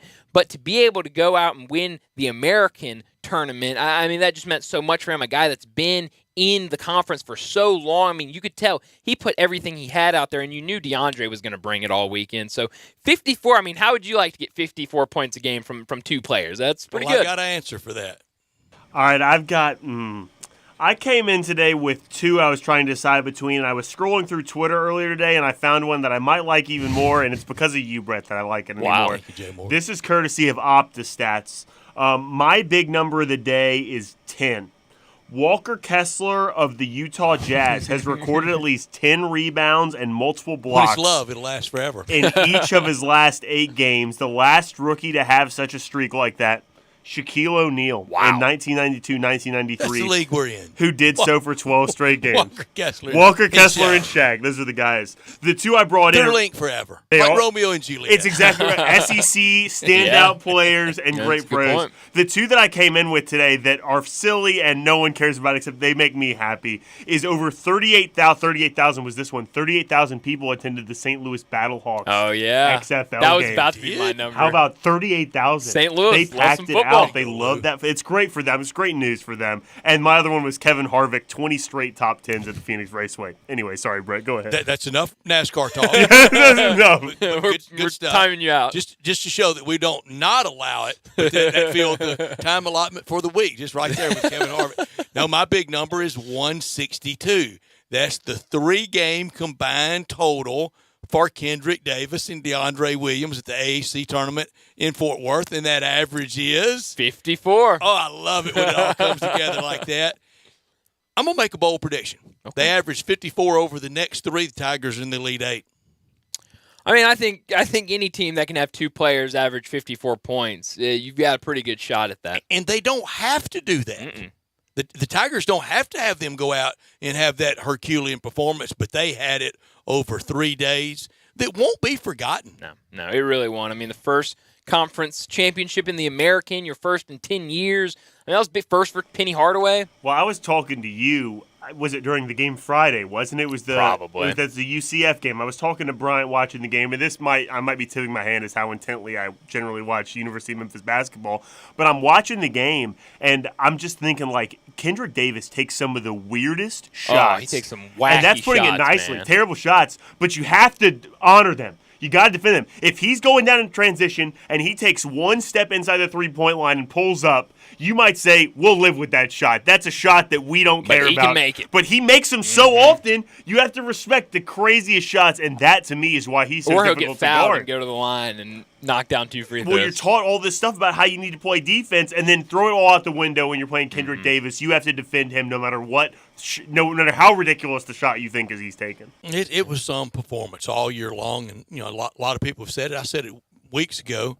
That 1 year of all the one and dones, to way back to Larry Keenan, to Derrick Rose, Tyreek, we just had a mountain of them. Some unhappy after 1 year. This was just sterling performance. Absolutely. I mean, I think when the day he committed and you kind of thought about what could be with Kendrick Davis, I mean, I think he lived up to it for sure. I think people should recognize, too, this is the difference in a immature, young – I don't want to use the word immature. Just a young team that doesn't know a ton of basketball and a veteran team that knows how to play basketball. Yeah. It might not have the same flash and same cachet with national media, but this team is so much more consistent, and you can trust them night in and night out. You really can. Alex Lomax, that player. Malcolm Dandridge, that player. Some of the other one-year guys in just this year – and to make it all work together for the Tigers in just the most fun year and the most significant job turned in by Coach Hardaway yet. Yeah, and I mean, I'm kind of thinking on the fly, so I could be incredibly wrong, but this feels like the first year that you haven't had that kind of locker room issue at some point through the season. Somebody's unhappy. It seemed like this, any of it. Didn't hear any, and it could have been happening behind the scenes. And the winning makes for great chemistry. And you also didn't see that kind of stuff, not just to point to. That's why I didn't want to use the word immature, because that kind of brings to mind that stuff. But even on the court, you didn't go through a stretch of the season where guys are throwing passes on the perimeter with the wrong hand or only dribbling one way down. You know what I mean? Yeah. It's like it's just they're just a better basketball team in every facet. Brian, how many times last year that one or both of us go to a game and we're scanning the bench after player introductions to see if so-and-so's there? Yeah. I mean, it was multiple times too many, for sure. I mean, that would happen. Or, I mean, you would look down and multiple players would do it where they would come out and Penny would try to start talking to him, or assistant would start talking to him, and they would just walk by them, blow by them, and then one player in particular, you're brushing off. Man. Oh yeah, and then there was one player in particular that would stand at the end of the bench and just stand there and pout, and maybe talk to his dad, who was also sitting right beside the bench. But I won't name any names, because I do like that player. And this team's just been put together incredibly well, and all completely bought in early this season to kind of make this run. Which I think is fantastic. Even a guy like, and there could be stuff behind the scenes. We talked to Jason Munns last week, and he says he doesn't think KO comes back. But a player that comes here, the sell to him was, we can play you and give you good minutes at this level. Well, down the stretch, he gets 0 minutes, and I mean, from all accounts, he looks happy out there. He looks bought in. He looks like he's a part of the team. So I think incredibly different from the teams in the past, for sure. Also got to say, Kyrie Irving out tonight. Wow. Sorry, not relevant to what we were talking about. We'll talk about that next. That's big. Yeah, so we'll definitely get to that, because perfect timing, because when we come back from this break, it will be time to start the third and final hour, and we'll talk to DeMichael Cole, who covers the Grizzlies on the Grizzlies beat for the Commercial Appeal. That's next on Sports Time.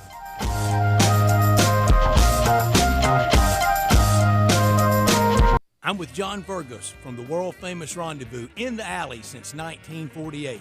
Brett, we have catered parties all over this country and all over the world, from Singapore, Australia to Central Park in New York, but many people don't realize how much we do locally. For holiday events, office parties, tailgating, birthday parties, you can't do better than the Rendezvous. For example, you can get a cheese and sausage tray for 15 to 300 people for $3.75 a person. You can even build your own nacho bar for $10.50 per person. All you need is a minimum of 15 people. In many cases, we can arrange delivery and full-service catering. We've even made it easy to get to-go items. You could just park at our front door in the alley, put on your flashes, and we'll get you going ASAP. For all your catering items and prices, go to hogsfly.com, click on menu, and drop down to catering. Thank you, John.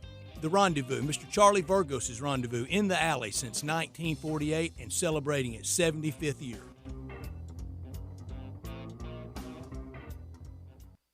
Brian Elder's Roofing Solutions. Brian Elder Roofing, 867-0303. You've known the name for 30 years. You might even remember him from nearly 20 years on Kix 106 as half of the Young and Elder Show. Now, 13 years later, Brian Elder is the largest purchaser of Owens Corning shingles in Memphis. Call him right now, 867-0303. Certified and trained by Owens Corning to earn a reputation for quality and expertise matched by no one. Don't let them tell you it has to be replaced when all it needs is a repair. Call right now, 867-0303. He'll climb every inch of your roof. He'll go into your attic and run a moisture and ventilation test using state-of-the-art equipment to make certain you're protected from mold and other contaminants. You may be causing respiratory problems for your family and not even know it.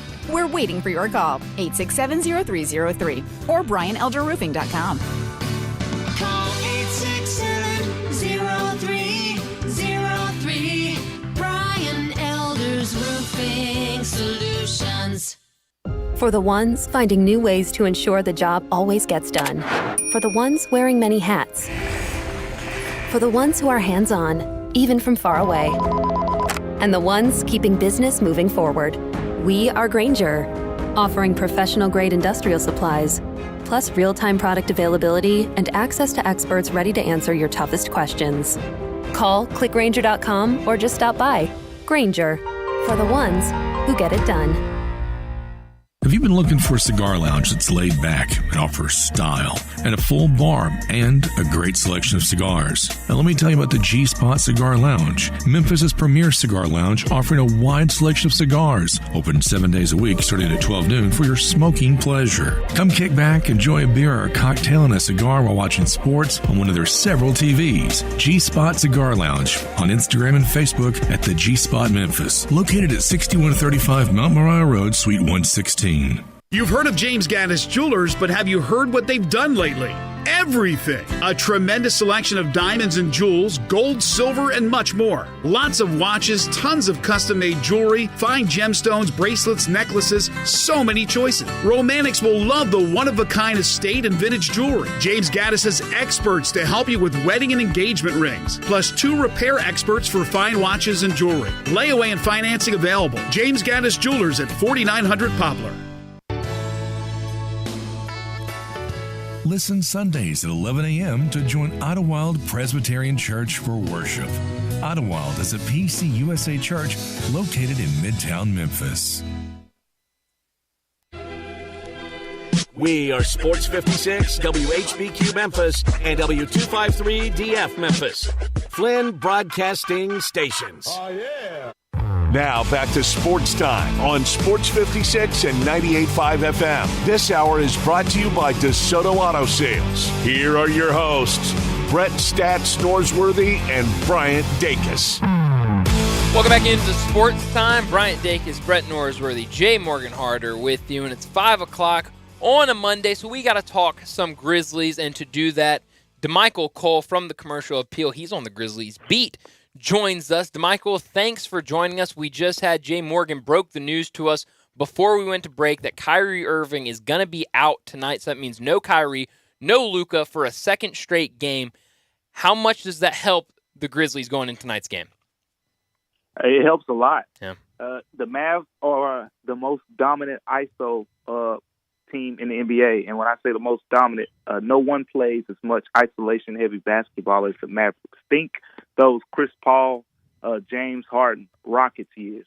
So now you take away their 2 best isolation scoring options, and I can make an argument that their 3rd best option, when it comes to isolation scoring, is Christian Wood, and he's also listed as a game-time decision in this game. So we talk about a lot, guys, how the Grizzlies struggle on the road, right? They've lost 11 of 12 on the road, but this isn't a golden opportunity. This is a game I feel like you have to win, even though it's on the road. Have to. Kyrie, no Luka. You have to win this one on the road.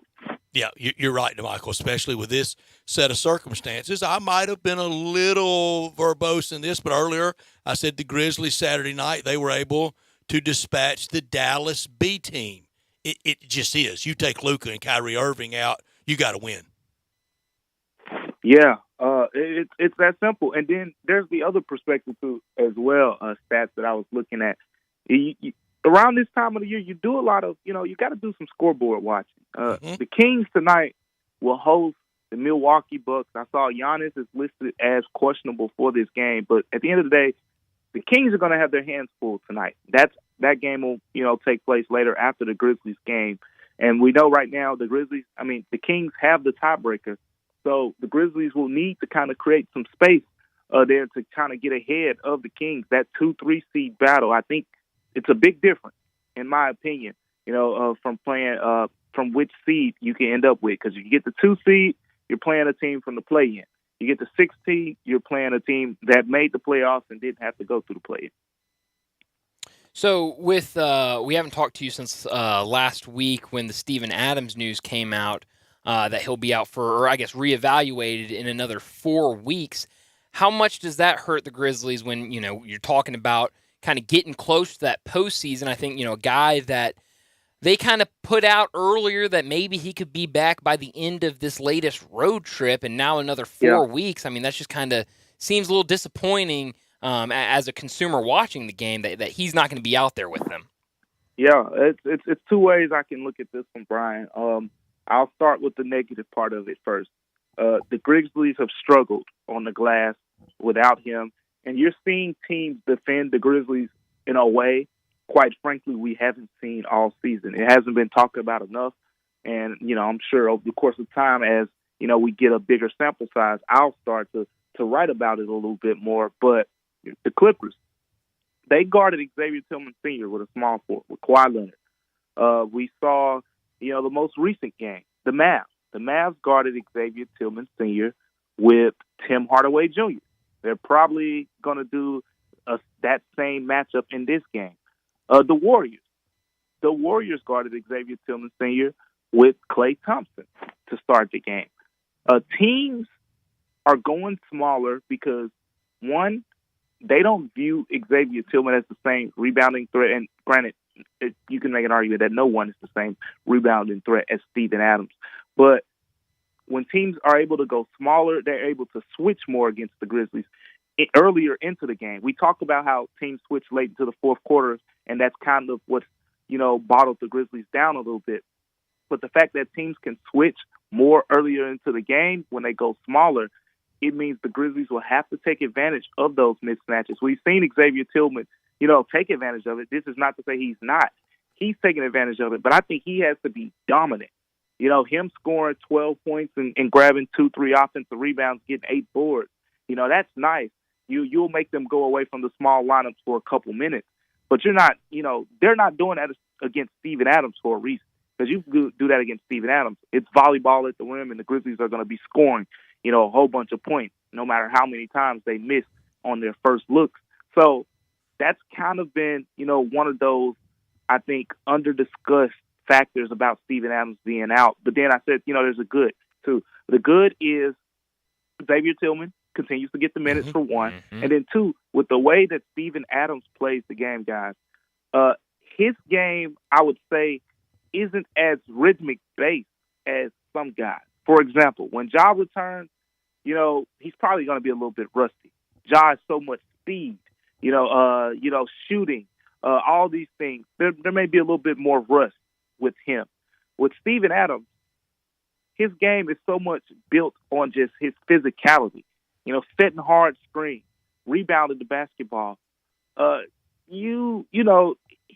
doubt there's such thing as rust for him in that category. So whenever he comes back, I feel like the acclimation period for him won't be as long. And if we're talking end of the regular season, hopefully if he gets back around that time, he'll be good to go around the playoffs. All right, DeMichael, I like how it's trending. Is it if or when Ja returns?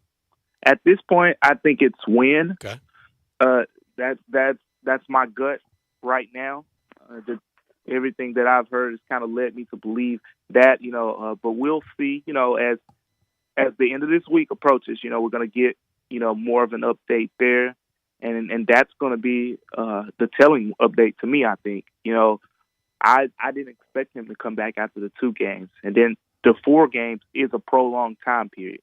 There's been plenty of time here, where, as Taylor Jenkins said, you don't put a timetable on these things, but in terms of how it correlates to the NBA season, there's been a lot of time that has gone on where, we know John Morant is keeping contact with the team. As we, wrote and talked about last week after the Warriors win, he was texting the guys. He called Jaren Jackson Jr.'s phone after the game. So he's actively engaged in what's going on. That leads me to believe, he likes to be, he's still, engaged. As long as his engagement is there, I think there's a good chance he'll be back. Do you suspect the Grizzlies adding that 4 games? We know it was far personal for him to get things sorted out, but also does that send a sign to the league of penalty paid? Will the league accept that, or will they add games? So from what I've heard, based on the conversations I've had with people about this, is if Josh's suspension, if he's suspended, it'll be a retroactive, I believe that's the word, right? Meaning that the suspension would, go back to when, he left the team. Penalty paid. Exactly. So that's kind of, what I've heard so far at this point. That, what he's missed, 4 games, I think at this point, 4 games or so. So if he was suspended 4 games, he just returned more than likely. Well, that'd be good for sure. But I do want to ask, we've talked a lot, or people have talked a lot this season, kind of about the rookies, and I think there was a lot of excitement about them before the season started, and they just haven't really panned out like a lot of people thought. But David Roddy the other night, 24 points, 4 for 7 from 3, a really good game. I thought he came out and played really well in the first quarter. I think it was against the Warriors a couple games back. Do you think David Roddy kind of getting more minutes with the loss of players? Do you think he's kind of starting to turn that corner and kind of get comfortable within this rotation? Yeah, I think that's a fair point. The thing about David Roddy is he's making a big adjustment here. If you go back and watch his college highlights, it's a lot of big boy ball around the rim, and when he got here, that's what I expected. I expected him to be, a 4 who was going to play the 3 sometimes. But it's turned into him being a 3 who will occasionally go down to the 4. And if you look at, his numbers for this season, for example, 5.6 shot attempts per game, 2.8 three-point attempts per game. So half of his shots this season have been three-pointers. And I just did not expect that at all. It's just, And I don't think, that was necessarily his game, even going back to college. So there was an adjustment phase here where, he's playing the 3 a lot and, they're down guys and things like that. So he's been able to go down to the 4 a little bit more. And I think with that being the case, we're seeing the best version of David Roddy. If you look at that game, before he started knocking down those 3-pointers, it started with him getting to the rim, attacking the basket, and being aggressive. And when he went to the rim, the Mavs didn't have much size there. And, David Roddy's a big guy. He's going to finish. So part of me, just to play it straight here, I think that the Dallas Mavericks, just with those smaller guys and things like that, it's a great matchup, for David Roddy. I think, when you go against some bigger front lines, we'll see what the adjustment is there. But the way the Mavs play, he's one of those guys. It's a perfect, situation for him to succeed. But not only that, the Grizzlies believe in him, and Taylor Jenkins basically told us after that game that they had been playing eight-man rotations just because so many guys are down. But David Roddy's play is kind of giving them the confidence to say, hey, we can go back up to 9 now. So he's going to get some more minutes here tonight. Speaking of confident, Dylan Brooks does not lack for the confidence. Oh, boy. And you definitely love him when he's on your team. And after Thursday night, in his comments after the game, largely a lot of those comments to you and to the paper record, the Commercial Appeal, and to you on that beat for the Commercial Appeal with the Memphis Grizzlies. He's not backing away, and Golden State, they come back to town this Saturday. This thing is really simmering. We're sitting on a powder keg with these two teams. Man, I love it. I do too. I said, I don't want any jersey swapping. Hey, Brett. When I talk to guys about this, they say, "Oh, us young people, we like the, they say, oh, we want the old school, the '80s, '90s basketball," and I feel like, hey, look, I'm a younger guy, but that's what I want, right? Yeah. I don't want guys going up after the game taking pictures. Hey, how's the family doing? No, text them the next day about all that. That's right. Like we're competing right now. I think a lot of that is performative, DeMichael. First of all these guys could get with their equipment guy and the other team's equipment guy and get them a jersey. Yeah, for sure. So I mean, it's refreshing to see to me.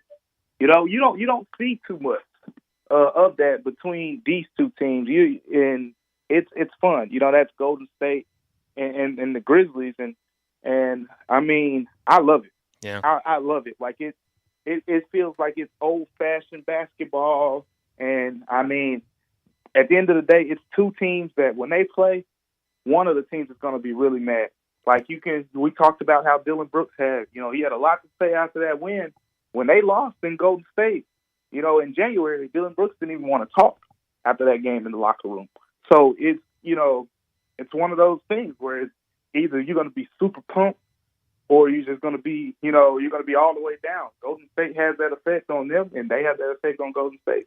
Yeah, and we were talking earlier. I mean, if the season ended right now and the playoffs started right now, I mean, the Grizzlies would be playing a series against Golden State to start the tournament. We saw a series last year and kind of how fiery it got between the two teams. And how big game one was. Yeah, I mean, I think this would just be even better than that was last year just because of what's happened over the last couple of games. But kind of on that same note, with everything happened kind of going down the stretch, we talked about it a little earlier, but how low do you think the Grizzlies can fall? Kind of hard, we've kind of all X'd out the number 1 seed, but kind of where do you think they'll finish off here with a handful of games left?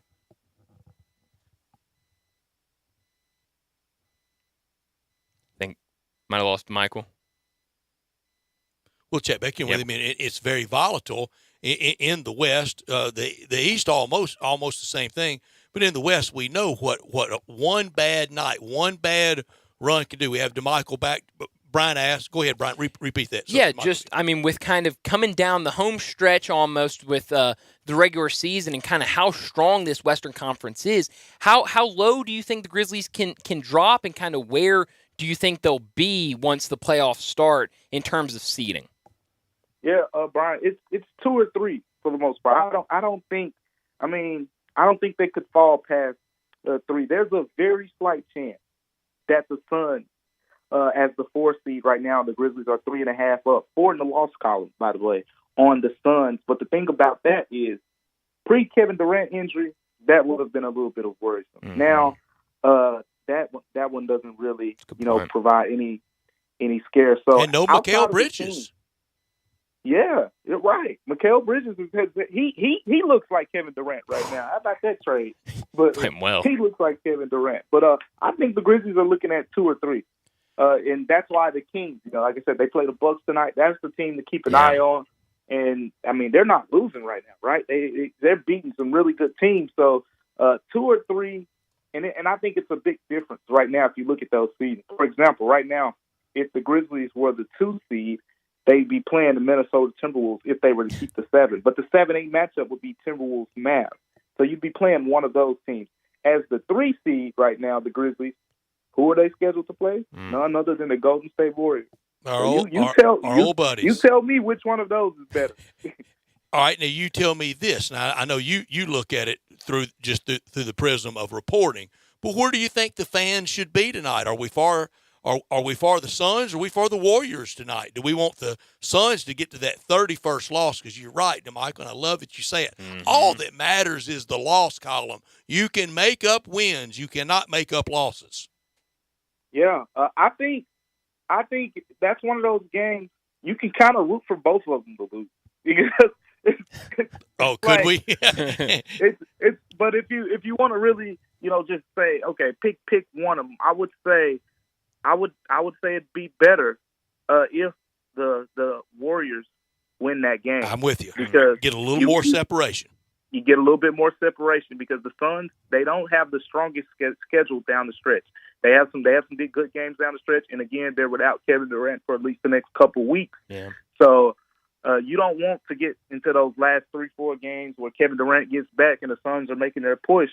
And then I believe the Grizzlies close the season. They got a couple, strong opponents. Namely, I know they go on the road, play Milwaukee, but they close the season on the road. The Grizzlies close the season playing the Pelicans, who will probably have Zion back, at the end of the season if, things go to plan for them. And then you'll play the Bucks, and then you'll play the Thunder, who are all likely to be competing for like a play-in spot, or in the Bucks case, they may have the 1 seed wrapped up. But anyway, you end the season with 3 consecutive games on the road. So you need to get the space between the Suns, and the Kings are the other team that I think you keep an eye on. Gabe used to laugh at me when I would talk magic number for the Cardinals at 137 in late April. Okay, maybe that was a little soon, but tonight with a Grizzlies win and a Phoenix loss for the 3 seed with Phoenix, that would take the magic number for the Grizzlies to secure that down to 11. I mean, you talking about scoreboard watching. I mean, we're getting close to simple mathematics taking over. Yeah, you can start the countdown. If the Suns lose and the Grizzlies win tonight, you can officially start the countdown in terms of a top 3 seed. We definitely will. We definitely start the countdown. Daily countdown. But, Michael, I do want to ask about Luke Kennard, the one addition at the trade deadline, coming off the bench for the Grizzlies. Really kind of doing pretty much what he was doing for the Clippers before the trade. When you kind of look at the stats and the numbers, they're very similar to what he did the first half of the year in Los Angeles. Well, what have you thought about his time through 10 games with the Grizzlies? Do you think that was a smart addition kind of looking back after 10 games? It's went about kind of how I expected, and it's one of those things where I can look at it from 2 lenses. On one lens, man, he is really, when he's open, you think it's going in every single time. Yeah. Outside of Desmond Bain, you haven't had that here, at least.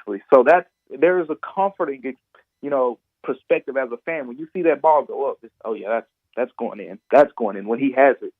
To the contrary, though, he doesn't have a big enough role where his impact, kind of like substantially impacts where the Grizzlies go from here. Yeah, and not that real was athletic. Yeah, that was kind of my thing. We haven't seen him, predominantly in closing lineups. We haven't seen him play over that 22, 23-minute, stretch, as he has a few times. I think, with the job being out lately, we've seen him and Dez get more time together as Desmond Bain runs the second unit point guard role.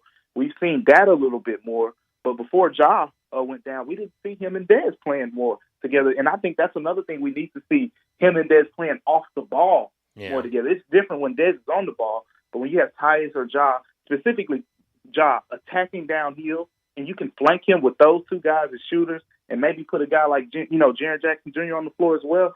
That's what I want to see. But then again, when the trade was made, one thing that stood out to me is he's a respected defender, in terms of he's a guy who's going to give his effort. He's not one of those guys, and that's what we've seen, right? You don't see him, not being in the play or not hustling and things like that. But just from a physical, perspective, he doesn't have the longest arms in the world. He doesn't have, those great defensive hands, or he's not, sliding his feet, like Drew Holiday or something like that. So he's respectable on that end, but I think what we're seeing right now is it's not to the point where the Grizzlies will say, hey, even though Dillon Brooks is shooting 3 of 10 right now, we'd still rather keep him in the game to guard the Paul Georges of the world, or the Devin Bookers, the Kevin Durants right now, instead of putting Luke Kennard in the game and getting that offensive boost. Yeah, well, that's a good little synopsis of it. I mean, that's kind of how it's been. But I do think, like you said, with the shooting, that that definitely adds a lot that they didn't have. But DeMichael, thanks for joining us, and hopefully, like you said a minute ago, after tonight with everything that happens, we can start the countdown tomorrow of a 2 or 3 seed. But DeMichael, thanks again. We'll talk to you next week. Okay, take care, guys. Thank you very much, DeMichael Cole. Great stuff from the Commercial Appeal on the beat, covering all things Memphis Grizzlies. Grizzlies tonight in Dallas. That's on ESPN. That's at 6:30 on the road at American Airlines Center against the Mavericks. And then one more against Dallas this year, and that's back at FedEx Forum a week from tonight. So a lot of Dallas in a short run. This hour of our show brought to you every day by our title sponsor of this hour, and that's the great people at DeSoto Auto Sales at 5704 Goodman Road and online at DeSotoAutoSales.com. Very proud to serve DeSoto County and the surrounding area, and they do it so well. All the cars checked out thoroughly, test-driven, checked out bumper to bumper, head to toe, with an unlimited inventory of every make and every model you can imagine. And if it's not on the lot, they'll go find it, and they'll find it for you quickly. You walk in, and you're treated like family by a kind, courteous staff, down-home environment, laid-back atmosphere, but they care about your time. They want you to enjoy the ultimate car experience. They know we live in a world today that time really matters, and that's why they have it so simplified, so streamlined, and so efficient. You find the car you want, test drive that car, credit approved, paperwork completed, you're out of there in 45 minutes or less. Plenty of time to do it over your busy lunch hour or right now, right after work with all this blazing sunshine we have now because of the time change that I am ecstatic about, as Brian accused me of being last week. Go to 5704 Goodman Road or visit them online at DeSotoAutoSales.com. 662-890-7184. Come on down to DeSoto County for that town and country experience at DeSoto Auto Sales. How giddy did that make you that DeMichael said maybe after tonight we can start counting down and start kind of 10 games out, 11 games out? That's like your favorite thing to do. I've been counting down for 4 weeks. Wow. I start magic numbers way too early. Gabe was right. Josh Giddey. I will be Josh Giddey after tonight. All right, you know what I want for time change?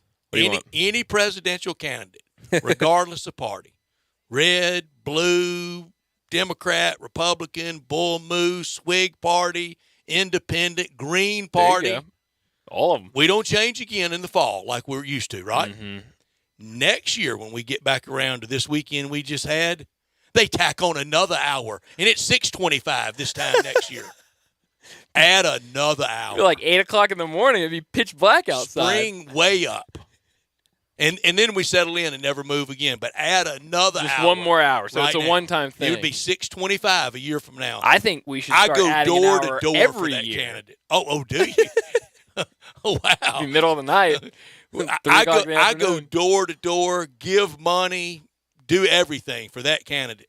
Where we can have that day in the summertime, we tee off at 6:30, and it's clear sailing to finish 18. I mean, I like the being lighter later, but I don't have any strong feelings either way about it. I've always thought 25 hours a day, 8 days a week, and then add a 13th month too while we're at it. Why not? More days. If we can just manipulate time like this. Forget time and space. 25-hour days, cut into 6 equal days. There you go. 13 months. Let's do it. Why not? I think that's the candidate I'm going to vote for. I think that'll be after me, so y'all can do it. Yeah, it's going to be a while until something like that gets passed. But let's get to a break. When we come back, we'll talk about what's trending. Start your day with Sports 56 Mornings with Greg Gaston and Eli Savoy. Weekday mornings from 7 to 10, right here on Sports 56 and 98.5 FM. Homer Skelton Hyundai Genesis in Olive Branch has an offer you can't refuse. They will pay you to do business with them if you want luxury. And I'm talking the Genesis G70 car.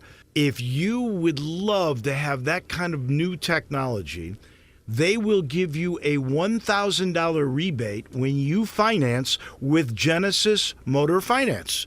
In other words, they'll pay you $1,000 to do business with them, and you get brand new luxury. You can't beat it. That's Homer Skelton Hyundai Genesis, right at the corner of Craft Road and Highway 78 in Olive Branch. Homer Skelton Hyundai Genesis in Olive Branch, where customer retention is amazing. There's a reason. They take care of you with a team that's been together for a long time. Whether it's finance or whether it's service, you can't beat them. Homer Skelton Hyundai Genesis.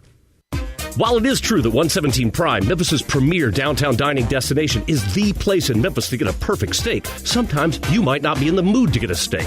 Maybe you want to visit the best Raw Bar in Memphis instead. The Raw Bar at 117 Prime is as excellent as everything else at 117 Prime. Fresh oysters on the half shell, a shrimp cocktail, the char-grilled oysters, or the oysters Rockefeller. Or really go for it and have it all and more by getting the Seafood Tower. 117 Prime is a steakhouse, but it's a steakhouse with so much more. Hi, this is Troy Fiveash, owner of Fiveash Roofing. In these uncertain economic times, there are so many things as a contractor and a business owner that I cannot control. The rising cost of materials, not to mention fuel and transportation costs. In the last 2 years, shingle prices have almost doubled and commercial materials have doubled. And I don't have to tell you what fuel costs these days. But you know what I can control? How much markup I put on a project. I have always prided myself in knowing I never gouge a customer. But in an effort to ensure my crews have work and my customers are being treated fairly, I have lowered my profit margin, hoping to give you a price you can live with and keeping my crews busy. So if you need a roof or gutters, please give us a call.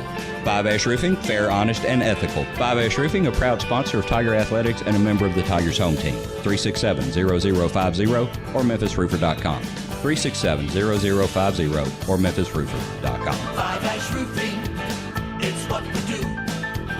We're here for you. This March, take your first shot at college hoops with FanDuel Sportsbook and get 10 times your first bet amount in bonus bets. Up to $200 by signing up at FanDuel.com/win. That's right, just bet $20 on the bracket and you'll land $200 in bonus bets, win or lose. That's $200 you can spend betting everything from the money line to point spreads to that 5 versus 12 seed matchup you've been eyeing to that special Cinderella story. All in an app that's safe, secure, and super easy to use. There's no better place to bet the tournament than FanDuel Sportsbook. Sign up today by going to FanDuel.com/win and make every moment more with FanDuel all tournament long. That's FanDuel.com/win all tournament long. 21 plus and present in Tennessee. First online real money wager only. $10 deposit required. Refund issued as non-withdrawable bonus bets that expire in 14 days. Restrictions apply. See full terms at FanDuel.com/sportsbook. Gambling problem? Call Tennessee Redline 1-800-899-9789. Simple, smooth, and every sip as easy as the last. Tito's handmade vodka tastes just as good with tap water as it does with your favorite mixer. Back in the day, Tito distilled, hand bottled, taste tested, sent to a few friends, then taste tested again to give you the finest juice around. No frills, no flavors, no fancy labels, just the good stuff. Just Tito's. For recipes, videos, and more, visit Tito'sVodka.com. Distilled and bottled in Austin, Texas, 40% alcohol by volume, namely 80 proof, crafted to be savored responsibly. Now back to Sports Time on Sports 56 and 98.5 FM. This hour is brought to you by DeSoto Auto Sales. Here are your hosts, Brett Stats Norsworthy and Bryant Dacus. Welcome back into Sports Time. We got about 30 minutes left in today's show. But kind of the biggest news that we haven't talked about yet today, Chris Beard officially announced as Ole Miss head basketball coach. He'll be introduced tomorrow on SEC Network. But, Brett, you've had it all along. Well, I had really good information from a lot of the deciders, no one at the administrative level. I promise you the last conversation I had with Keith Carter about anything was at the South Carolina basketball game on February the 11th, and I asked him how much fun he had with his son deer hunting this year. I promise you, none of it was from Keith. I wouldn't do him like that. I never one time invoked him. It was never any sourcing there. But I was steadfast back in the fall that Lane was staying, and I was pretty confident that Chris Beard was arriving. And I can sure defend it. I could defend it if he was being hired at Mississippi State or at Arkansas or at Tennessee. Once those charges were dropped, then I think it was easy and it was apparent that he would be the coach at Ole Miss. And he likes, I think he wants the challenge of jumping in the SEC. I don't know how much he's motivated by this, but he'll see Texas soon. Yeah, he will. That's a good point. But I think it's a good hire. like you said earlier, kind of already out on the recruiting trail. A lot of those guys that were on this Ole Miss team in the portal right now, so kind of have to make decisions there. And then a couple 4-stars committed that you definitely probably want to tie in. I do love that Kermit Davis, it sounds like, the day he was let go, kind of reached out to all those commits and said, please, stay committed. This is a good school, good program. So I like that a lot. But definitely, I think he's going to hit the ground running, and we've kind of seen what he can do recruiting-wise, so it could be a fun ride at Ole Miss. This time next year, y'all think Ole Miss will be in the tournament? Field of 68 this time next year. Undoubtedly. A year? I think so. I do too. I think so. I think 8 SEC teams made it this year. You have to think, and so that's more. That's even more than just the top half of the league. That's whatever 8 over 14 is. And I don't think any doubt in 2 years when the league goes to 16, definitely, and they get 9 or 10 bids, easily probably he would be there. Then the last year there were a lot of people after Keith Carter to make a change last year. He got very fortunate with an unfortunate allegation. But he got very fortunate last year. He said he thought the market was really, really busy. We see all the hires in the SEC. I mean, Ole Miss would have been out there last year going against all those teams like Mississippi State, like South Carolina, like Mizzou, like Florida. And, it was a lot of change last year. He thought, try another year, really wanted Kermit to work out, knew he was doing well in recruiting, knew he was very well liked, try it one more year and just see, and then see where the market goes. He had no idea. Nobody did. Chris Beard would fall in his lap. I mean, Chris Beard, the most accomplished head coach Ole Miss has ever hired at a press conference, and that'll be tomorrow at 5. Yeah, so I mean, it's a great hire, and it'll be fun to see. Steve Sloan was good back in the day. Yeah, but this is, I mean, like you said, during the break, ESPN SportsCenter comes back, and the headline coming back from break is about Chris Beard being hired at Ole Miss. Yeah, and I think wherever Chris Beard gets hired, ESPN does that story, and just the idea that it's Ole Miss getting this kind of coach, and a year from now. We'll see. On the schedule front, we know Ole Miss, they have to return games to Central Florida and to Temple, and they know that Memphis will come to the Pavilion, probably one of those Saturdays in December next year. After that, I don't know what they have planned for holiday tournament, anything like that. Can I ask a high hard one of the two of you? Please. Love a high hard one. You do. All right. And I don't mean to rain on the parade whatsoever, but this is just the fact of the matter when it comes to this head coach. I'm a Texas Tech alum, so it's a little bit different. Guns up. I like it, Bryant. You're welcome. It's a little bit different. Chris Beard, albeit he did take the team to the Final Four, was very quick, not quick in terms of like what he did at UNLV, but was very quick to jump ship and go to another in-state school. Now, obviously, dream job. A dream job for him. His alma mater. But he did have ties with Bob Knight at Texas Tech as well. But like you said, his alma mater, and that's probably never going to come up again. But does that scenario at a school that he had ties with, like Texas Tech, albeit like you said, he is an alum of Texas, does that concern you at all? You, Brett, being so tied in with Ole Miss, and Bryant, you put yourself in the scenario in this question that you're an Ole Miss fan or Brett, booster. Please, you first. I mean, I think it definitely has to worry you a little because of the track record. I mean, I think that's with anything. You kind of look back. And then you add in UNLV, too, not just leaving Texas Tech. He was there for 2 weeks. 2 seconds. But I don't know. I mean, I think it all depends on what he can get going at Ole Miss next year. And doesn't matter. Doesn't matter. I think also how bought in is Ole Miss. I mean, if Ole Miss puts everything into Chris Beard in this athletic program, NIL, all sorts of things, and he can kind of build a program that he thinks can compete, I think that changes a lot. I would be worried about it, though, just because of the track record. But I do think there's a lot of factors that go into it. Yeah, and the real fear is go through this scrutiny, go through this public kind of whipping that Ole Miss really kind of gotten and may still get for a guy that this time next year is gone. I mean, you go through all this and kind of cleanse him. Yeah, you take it all, and then he goes the next school's fine, nothing happens. Hey, guys, I'm off to fill in the blank.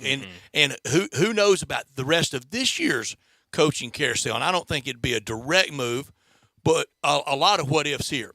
What if Bill Self goes back-to-back, 3 national championships total, goes back-to-back, and the health issue? And I'm going to say Bill Self is 62, 63. He's a little older than me. He and Houston Nutt were buddies. 60. At Oklahoma. Oh, he's my age. Okay. They were buddies at Oklahoma State on the basketball team there. But, just had ticker trouble. Yeah. And I don't know his financial statement, but I imagine pretty good. Unless he had money in the bank in Silicon Valley, I would imagine pretty good. He steps away. I don't think anything at all is happening with John Calipari. No. But what if it's this time next year for John Calipari? This time next year for KU? What if this time next year Louisville has improved from 4 wins to 12? We're not doing this anymore. Yeah. What if this time? What if? Don't know it, but what if this time next year North Carolina Pooh-Bahs go, okay, maybe that was a 5-game lucky streak. We got to get a real coach in here. I'm just saying, what if? Sure. And you have those big dominoes fall, and all the musical chairs that would occur because of that, and you've had him 1 year. Answer is, it's worth it. Yeah, that was the next thing I was going to ask. Does it even matter? Because you still set you still set yourself up for another coach. You have recruits willing to come to school here. It's already been proven, and they're aware of your institution now as a basketball program. They didn't make that financial commitment to get out of TADPAD and build the pavilion. And they didn't make that financial commitment. Sean and Leigh Tui didn't give all that money for the practice facility, and the budget's there, the recruiting budget's there, the travel budget's there, the diet budget is there. Everything is there for not to take chances, to not go for it when you get the opportunity. And if it happens next year, try to go find somebody else. And exactly to your point, Brett, it's not like Keith Carr's an idiot either. He has to have thought about what we're talking about too. Yeah. So he has to think about what we're talking about, saying he could go. It doesn't matter. This puts us on the map in a different way. Yeah, because if Chris Beard comes in and does the recruiting job that he's done in the past, this job is a way better job next year at this time than it is right now. And it's my fundamental thing about anybody that leaves a job. Did he leave it better than he found it? Well, he has a great opportunity, if it is just 1 year, or if it's 2, to have left it better than he found it. Yeah. And maybe we, from the Ole Miss red and blue perspective, we can't wait to get him to Toady, Bucolic, Oxford. And we love it, and we love telling everybody how great it is, because it is, but we can't wait to get him there and show him how good it is and how a big part of the community that he can be, and hope that he falls in love with it like all of us have. I wonder, sorry, Brian. No, go ahead. I really wonder, and this is a totally different question too, and I don't mean to raise it. Very interested in who his staff is going to be, just because I know I'm connected with him being at Texas Tech in a certain way. I wonder if Coach Adams is going to get a call to be on his staff. Go ahead, have your next high Hardwin. Would I hire Mark Adams? Would you hire Mark Adams? Dang straight. I mean, all of your fundamental success has been with this assistant basketball coach. I think he's the brains of the organization. And we know that was some garbage last week with Kirby Hocutt. Yeah, it's tough. We know it was because of, not to defend what he did, because use your brain. Just use your brain. If that's in there, just go away from it. But even forget about that for a second. There is no question he was fired due to outside circumstances other than the story that transpired. Absolutely. So you're absolutely right. I love Kirby, and it might have been out of Kirby's hands, too. It very well could have been somebody with a bit more money to influence things around the organization. Mark Adams had a career in college sports and in college basketball, riding or driving those buses late at night in the JUCO level, really, and be a racist. That's exactly right. No, absolutely not. One poor go judgment. nowhere poor choice of words. Sure, it was. But like you said, it's neither here nor there. He wasn't fired because of that. That's it. No, it's just a story that went viral and allowed them to fire. That was the story. 2023. Be careful quoting scripture.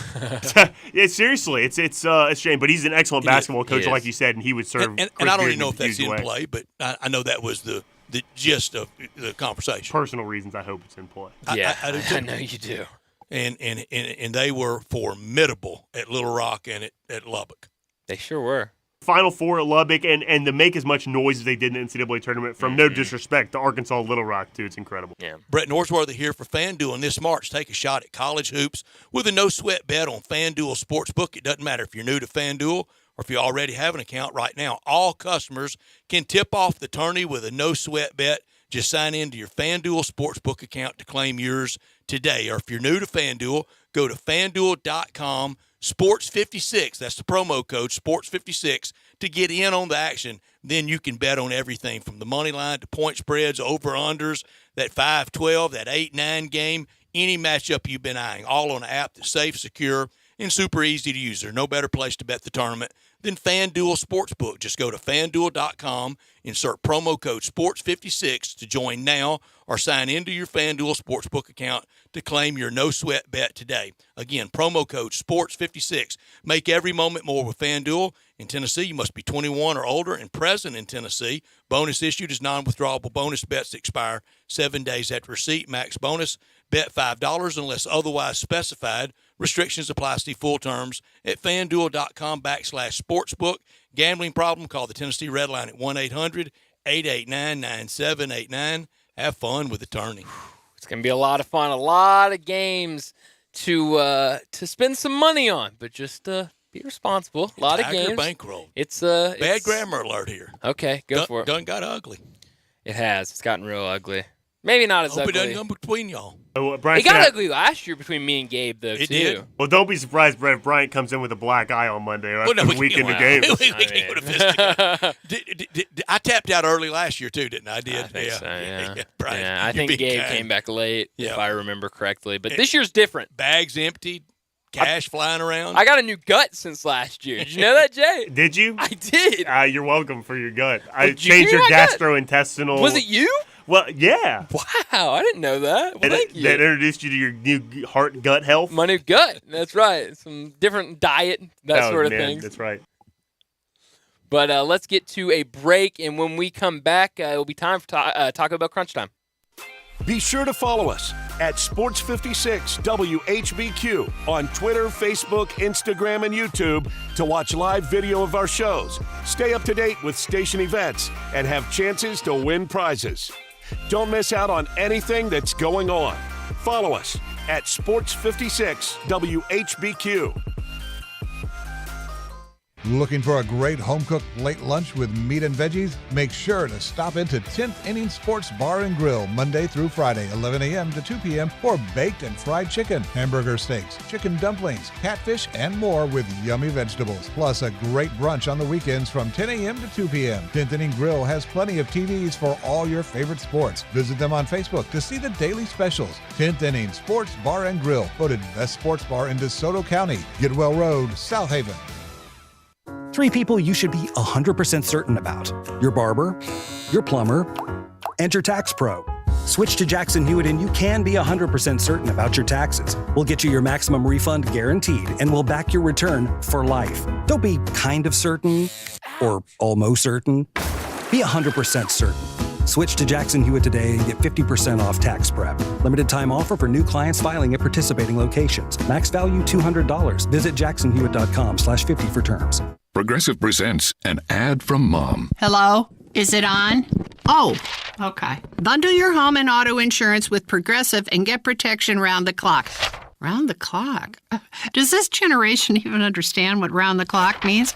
But I'm just saying, because don't come to me when they ask to do this over, because the kids won't get it. Get round-the-clock protection when you bundle and save with Progressive. It's easier than getting your mom to make this radio ad. Progressive Casualty Insurance Company, affiliates, and other insurers. Discount not available in all states or situations. Did you know nearly 40% of men under 40 and over 75% of men over the age of 40 experience sexual performance concerns? At the Memphis Men's Clinic, their experienced physician performs a comprehensive evaluation that determines which specific issues may interfere with your sexual performance. These issues can vary and range from anxiety to medical issues, low testosterone, or erectile dysfunction. The Memphis Men's Clinic has evaluated hundreds of men of all ages over the years and reestablished a normal sexual life. The Memphis Men's Clinic will work aggressively to resolve issues and allow you to restore your sexual health and overall well-being. That's the Memphis way. If you're 20 years old or 90 years old, come and get cared for the Memphis way. Treatment that's based on your specific needs after a professional clinical evaluation by their experienced board-certified physician. Call the Memphis Men's Clinic today at 901-443-0475 or visit memphismensclinic.com. Now back to Sports Time on Sports 56 and 98.5 FM. This hour is brought to you by DeSoto Auto Sales. Here are your hosts, Brett Stats Norsworthy and Bryant Dacus.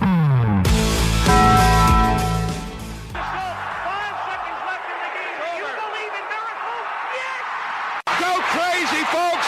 Go crazy! This is for all the biggest crunch time. You are looking live. In your life have you seen anything like that? Goodbye! Hello, Haskins. It's obviously crunch time. Hammer, nail, coffin. This baby is over. The double steak grilled cheese burrito, so good. Double the steak with nacho cheese sauce, seasoned rice, red strips, sour cream, and the 3-cheese blend wrapped inside a warm flour tortilla, with even more 3-cheese blend grilled on the top. The double steak grilled cheese burrito, it hits the spot now at Taco Bell. And at Taco Bell, when they say they are feeding people's lives with unexpected good, they mean it. Bowl food you can't get anywhere else. Well, what I learned today is that Trevor Bauer has a new home. He signed with a team, but it's in Japan. The Bay Stars, the Yokohama Bay Stars. So he will be a pitcher for them this year. You nailed it. Did I? I have no idea. I sound it out. I just try my best. That's what my mom always taught me to do. But I mean, I guess a good move. Nobody wanted to touch him right now with everything that has happened over the last couple of years with him. So maybe if you go out to Japan, you have a really good season, then maybe a team will take a look at you next year to come in and be a pitcher for them. But with Trevor Bauer, he's a strange guy. He has a lot of different quirky things about his game when it comes to pitching.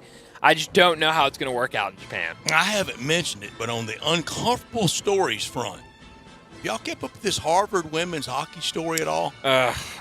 Kind of, but not much. I don't know anything about it. Well, it's not out there a lot. It's really not. No, it's not. The Athletic does good reporting on it. It is. It is some kind of sorted. What I learned today, the net is the holy grail all year long until about the last 3 days of the year. When we get closer to the weekend of conference tournaments, it goes away. The Tigers net now 23. The Tigers, if they had beat Tulane at home and Houston at home, I think they would have been a 6 seed easily. Probably still should have been a 7. I think they should have been ahead of Missouri, ahead of TCU, ahead of Creighton. If you think this league got no respect this year, give it 52 weeks. That's a good point. That's a very good point. What I could have done without is kind of the fact that... Same amount of teams, though, FAU and Memphis. That's true. That's a good but maybe point. not next year. Will it be a one-bid league? That it very well could be. I'll make a bold statement right now. Especially with a 16-team SEC. I mean, everything goes down. I love bold 52-week statements. I'll make a bold statement. The American, 3 big I knew it! next year. I knew it! Ring that bell. Keep ringing it all the way through the whole segment. The American is the 3-bid league next year. I believe it in my heart. But what I could have done without is really just the fact that we don't have any college basketball games tonight. It is a light night out there. Tomorrow, the question will probably be more pertinent. How much NIT you watching? Oh, man, I'll be watching the Doors while probably producing the game. Ooh, but I actually do want to watch Vanderbilt. That's a good one. They That's play the only Yale one in I'll the watch. first game. 1,600 SAT game, isn't it? Really? They were in the championship of the They played against Princeton. That's Yeah. right.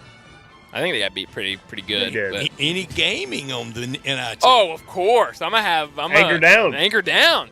Take the Doors. No, it is light out there tonight, and I saw where Detroit Mercy. No CBI for them. Did they turn it down or not invited? I doubt they were invited. I don't know for a fact, though. How about North Carolina? Way to go, North Carolina. North Carolina doesn't need to be going to NITs year after playing for it all. Blowing a lead playing for it all last year. Very disrespectful to the NIT, though, Brett. And the NIT has a way of humbling you. I felt bad for the kids, though, too. That's true. All those guys that came back. They wanted to go to practice? That's what I think, too. I like to think in my heart that they asked the kids, do you want to play or you want to be done? And they're like, we're done, man. I kind of like it. I mean, North Carolina doesn't play for that. They might have 50 years ago, but they don't anymore, and they're not going. I would love to know. I don't think it's a big thing. Did Detroit Mercy turn it down or not get invited? Let me see if I can find anything. And is CBI the last tournament out there? Are there any other options? I think there's one more. CIT, isn't there one named CIT? College Insider, isn't it?